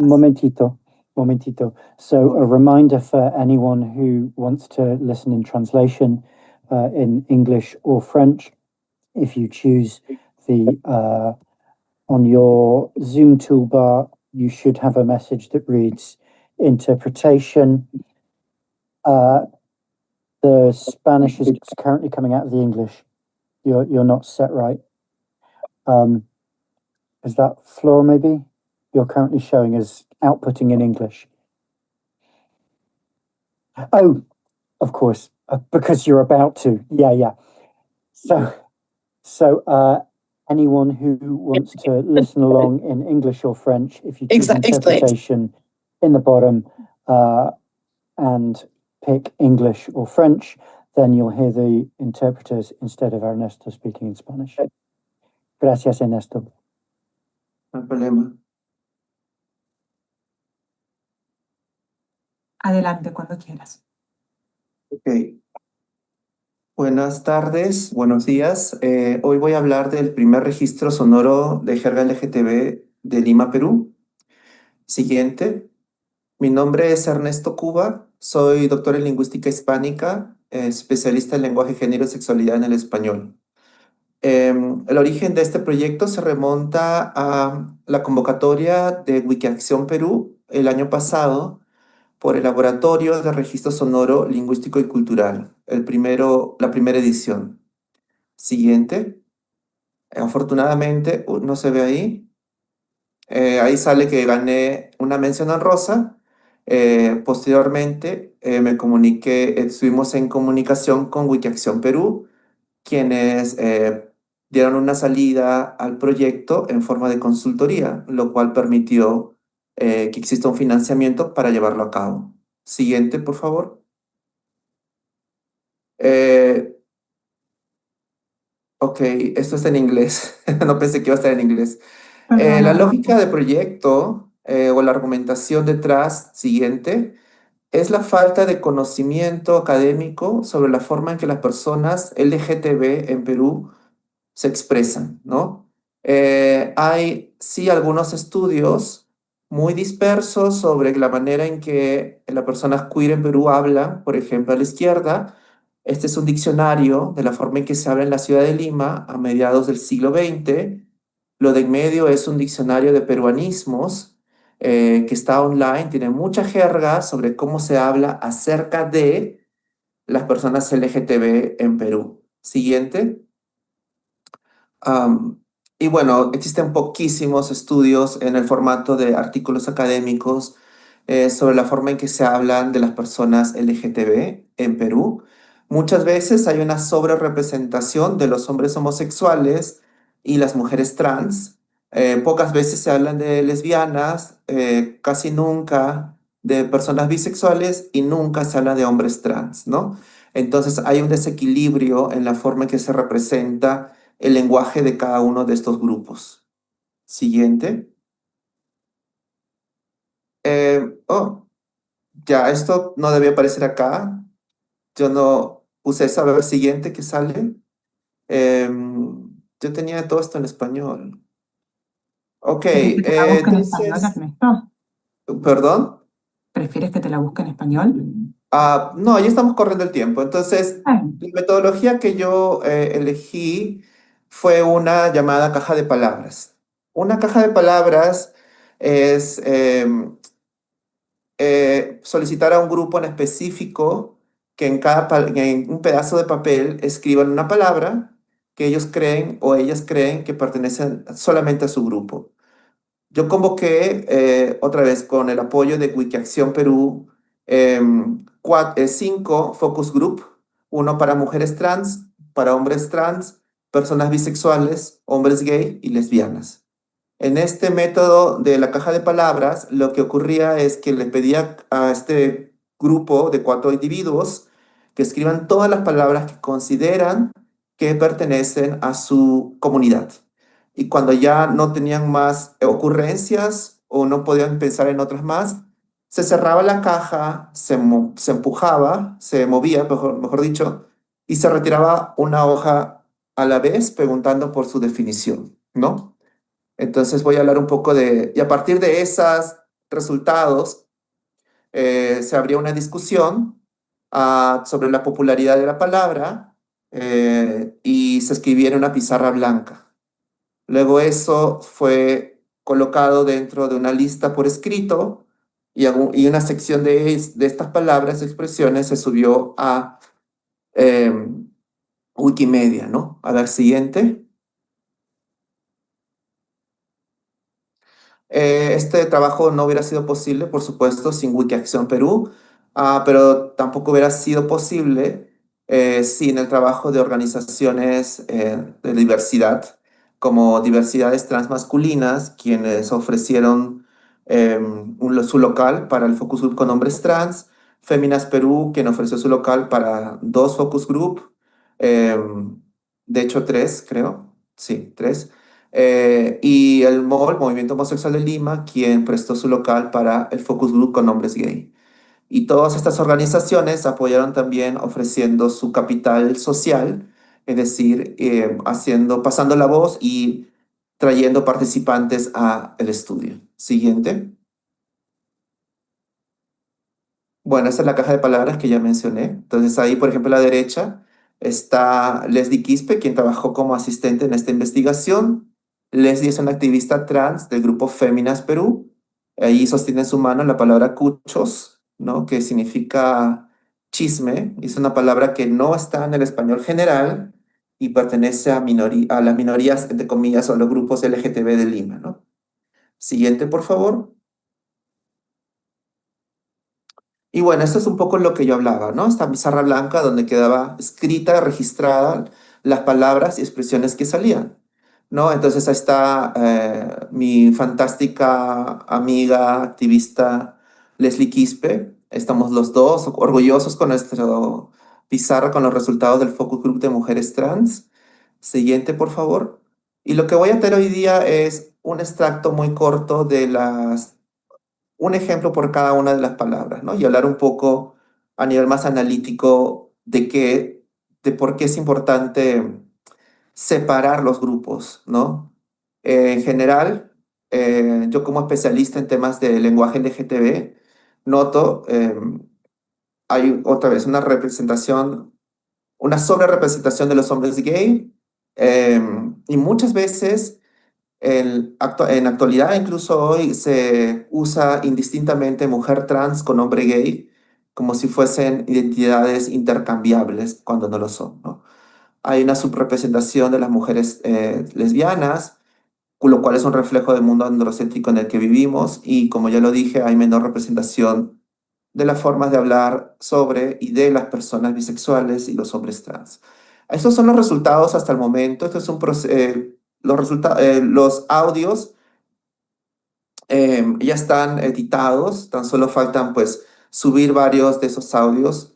Me olvidaba comentar que se les pidió a cada una de las participantes que o sea, lean en voz alta las palabras para que luego al final del audio se editara. Yo hice eso, se cortó palabra por palabra y eso hizo mucho más fácil la edición, ¿no? A lo tipo T. Ya no sé dónde salió eso. A ver, siguiente, por favor. Bueno, estos son los resultados en números. Hay una mayor cantidad de expresiones y todo esto se ha llevado durante 2 horas. Entonces, no es que yo pasé más tiempo con hombres gay y mucho menos tiempo con lesbianas, sino que había pues hay una diferencia, ¿no?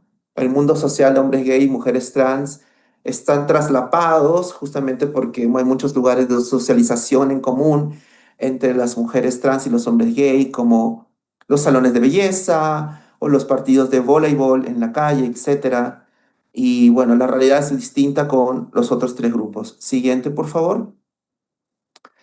Y bueno, también mencionar que se ha subido hasta el momento aproximadamente 20 de estas palabras y expresiones a Wikimedia, ¿no?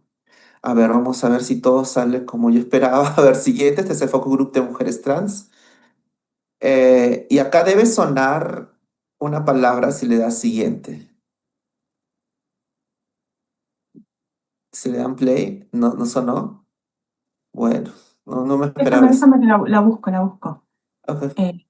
A ver. Entonces, para continuar mientras vamos hablando, como chu es una expresión que yo vi mucho durante mi trabajo de investigación doctoral. es una expresión que significa con apariencia femenina, pero esa es una forma también más corta de decir como chucha, y esa es una palabra que habla de los genitales de las mujeres cisgénero, ¿no? Y es básicamente una forma de decir que la persona, que la mujer en cuestión, la mujer trans, tiene cispassing. Entonces voy avanzando porque no quedan más que 5 minutos.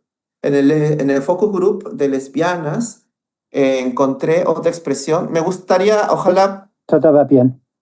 sí, lo que ocurriría acá es que cuando se ponga play salía la voz del hablante, ¿no? Entonces es algo también bien bonito porque es un trabajo con la comunidad donde sale la voz de las personas de la comunidad, ¿no? La lesbiana de cuna, o golden lesbian, creo que dicen en inglés, es una lesbiana que nunca ha tenido ningún encuentro sexual emocional con hombres. No hay un equivalente así en el grupo de hombres gay. Entonces no es que hay hombres gay de pedigrí o de cuna o algo así, ¿no?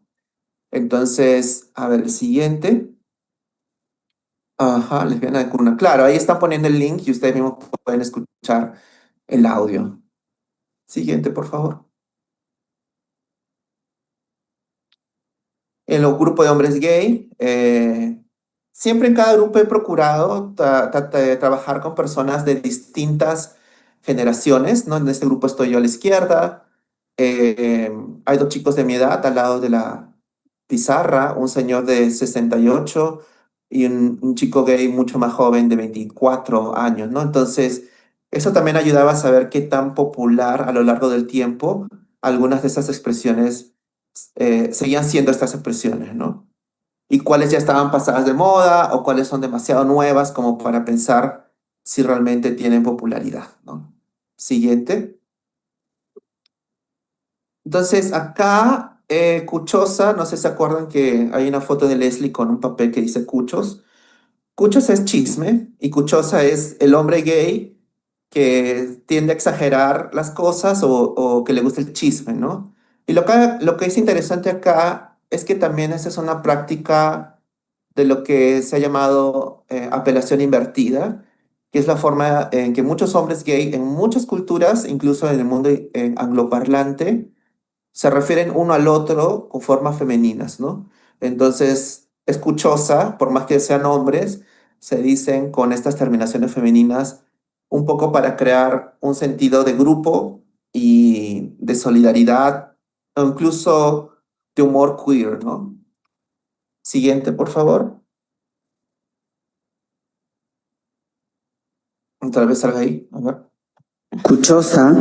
Ahí está, ya por fin lo escucharon.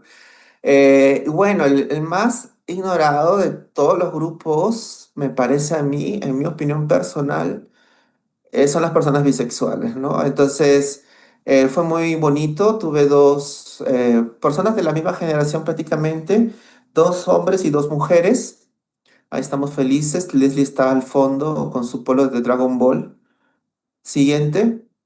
Y una de las cosas que más me llamó la atención es que muchas de las palabras de todo el proyecto han sido, bastantes son de insultos, pero la mayor cantidad de insultos que ni siquiera eran jerga eran las que tenían el grupo de bisexuales, ¿no?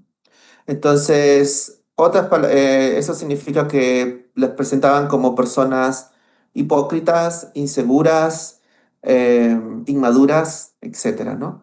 Esta, por ejemplo, es una expresión muy común en el español de Lima y en el español del Perú, yo diría, que es patea con los dos pies, que significa que tiene interés sexual y emocional en mujeres y hombres. Yo lo formularía también en todos los géneros para no ser muy binarios. Siguiente. Entonces, finalmente. Patea con los dos pies. Ahí está. Patea con los dos pies. Siguiente, por favor. Y bueno, el último grupo con el que hice el trabajo fue con los chicos y hombres trans en su casa comunitaria. Siguiente, por favor. Y a ver, aquí está el pítoris otra vez. A ver, vamos a ver si se puede escuchar esta vez. Pítoris. Ok, entonces pítoris es hermoso esta palabra Porque es primero un caso de fusión morfológica, es pene con clítoris, ya no sé si tengo que explicar mucho eso. Pero también es una resignificación de las partes del cuerpo de las mismas personas, ¿no? Y es la forma en que los hombres trans se refieren a su clítoris, ¿no? Ahora, acá la cuestión es qué tan popular es la expresión, pero esa da otra discusión y ya estoy corriendo de tiempo. Siguiente. Ya. Entonces, las fortalezas de este trabajo es que se trabajó con la comunidad y desde la comunidad. Yo soy parte de la comunidad LGTB. Trabajé con Cintia Penagos, que me trabajó en la subida de audios a Wikimedia, y con Leslie Quispe, que es esa activista trans. Cintia es una activista feminista lesbiana. Las limitaciones, bueno, que se trata tan solo de la ciudad de Lima, y pues es el primer tipo de trabajos de este tipo, y bueno, futuras direcciones, tal vez hacer algo similar, con cuestionarios para todo el mundo para ver si son tan populares esas expresiones como esperamos que sean, ¿no? Y este es el equipo de la memoria LGTBQ que tenemos en el MOL, Perú. Y eso es todo, muchas gracias. Siguiente, ahí les dejo mi correo y espero que les haya interesado. Estoy en Wiki como Ernesto Cubo 86. Sí, creo que esa imagen está en Commons. Estoy casi seguro. Estoy casi seguro. Gracias. Muchas gracias, Ernesto, por tu presentación. Perdón por los problemas técnicos y el solapamiento de idiomas. No hay problema. Es un proyecto súper interesante, como para las personas que nos gustan los idiomas y cómo cada comunidad se nombra a sí misma. Me parece que nos traes una inspiración que nos podemos sumar a replicar. Así que muchísimas gracias. Y esta fue la última presentación del día de la fecha, así que le voy a pasar la palabra a Bici para el cierre.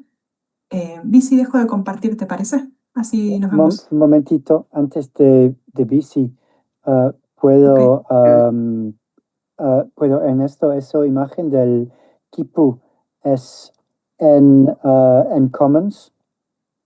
Estoy casi seguro, puedo double check now. I can check that now. Si se Sí. puede poner el vínculo en el chat, será Sí. super. Give me a sec. Gracias. BC, I'll let you go on now. Okay, I can Sorry see for the Ayakomi's interruption. hand as well. Ayakomi, you've got a question? Yes. Okay, please. The floor is yours. Okay.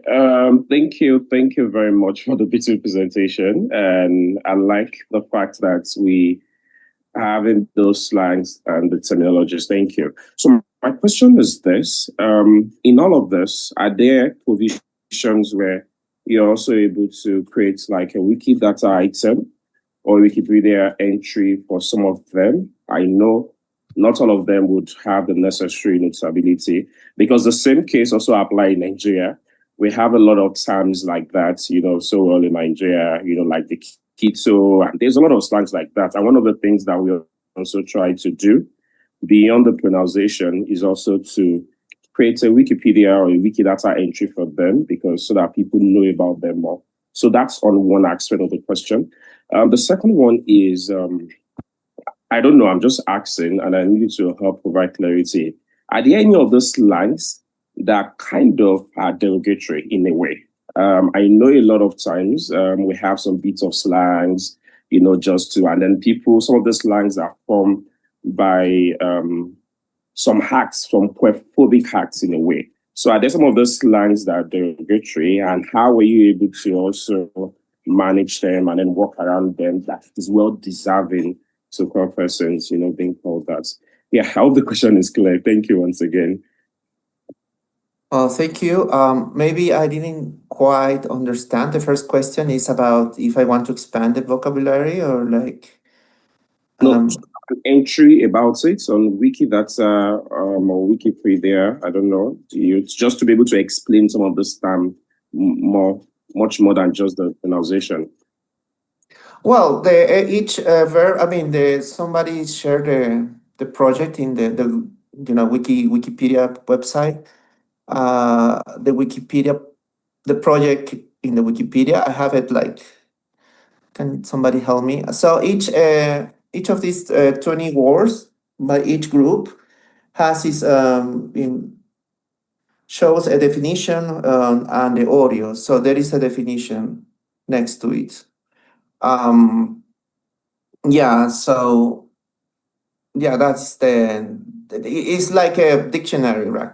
Very modest dictionary, very at this moment very basic. So yeah, the category is LGBT slang in Lima. Oh, nice. Thank you for sharing that.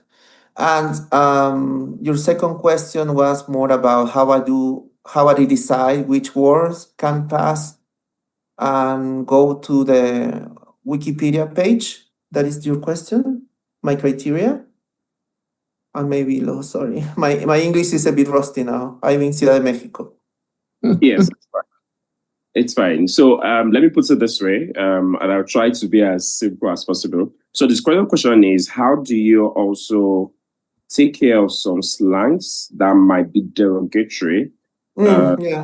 So how do you work around it? Because there are some slangs that, as a result of quite phobic acts, and then you have those slangs out there.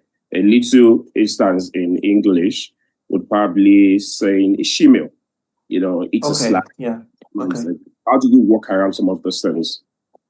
Yeah, I took note on everything, but I haven't. I mean, the ones that are uploaded and now everybody can check are the more non-violent, are more widespread.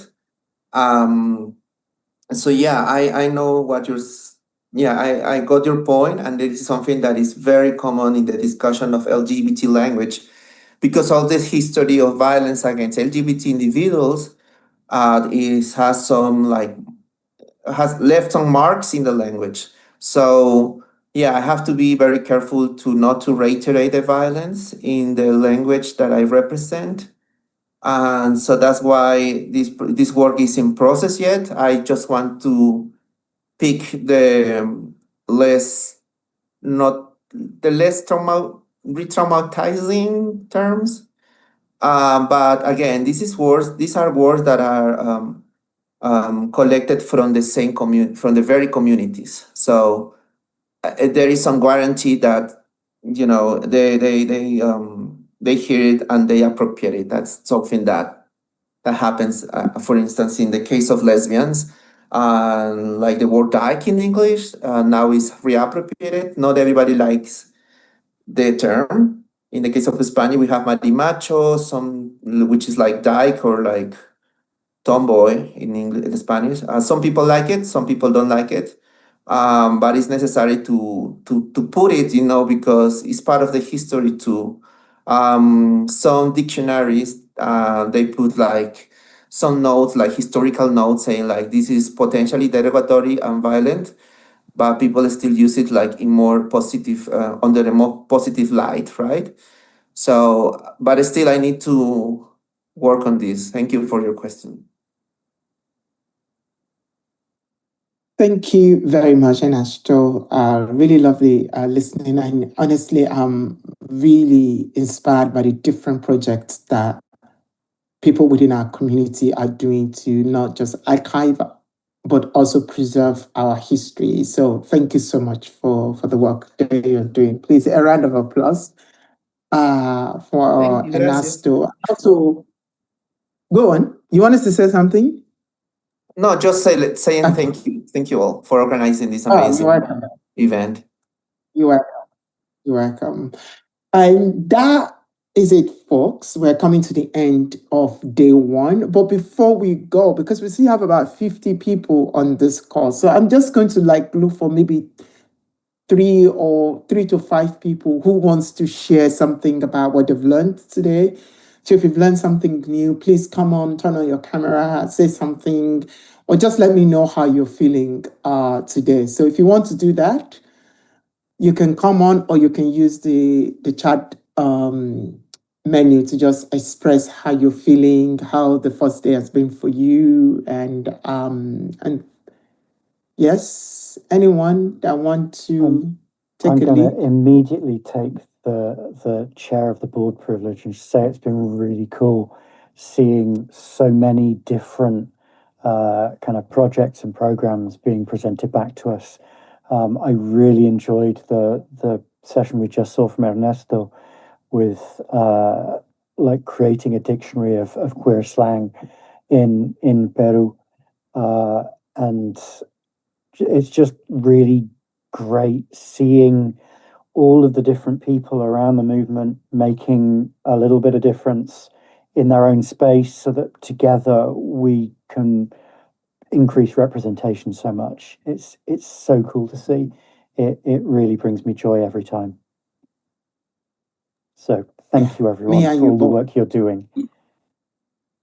Yeah, I really want to say that because when I started seeing in different places and different subgroups that people are doing such an amazing work, it's really inspiring and humbling as well. I don't know if anyone has got something else to say, and if not, what I want to say is we're back here tomorrow, same time, like we did today. We have more presentations to share with everyone. It's really been lovely to have you here. We started this session on Zoom at around about 60 or 70 people, and we're closing it with 50 people. It shows that the quality of the presentation and the engagement was really superb. And that's why a lot of you stayed back. We hope that we'll see more people here tomorrow. We know that some people said they didn't get the email, though we sent it out twice today. We will try as much as possible to make sure that everyone that needs to get the email and the link to tomorrow will get it. I can't wait to see all of you tomorrow. Until then, good morning, good evening, good night, good afternoon. Thank you all and see you tomorrow. So much love. If you do this, I think the love bomb will come up. Yes, it will come up. Yes, if you would, yes, yes. So good night, everyone. Bye-bye. Bye. Bye.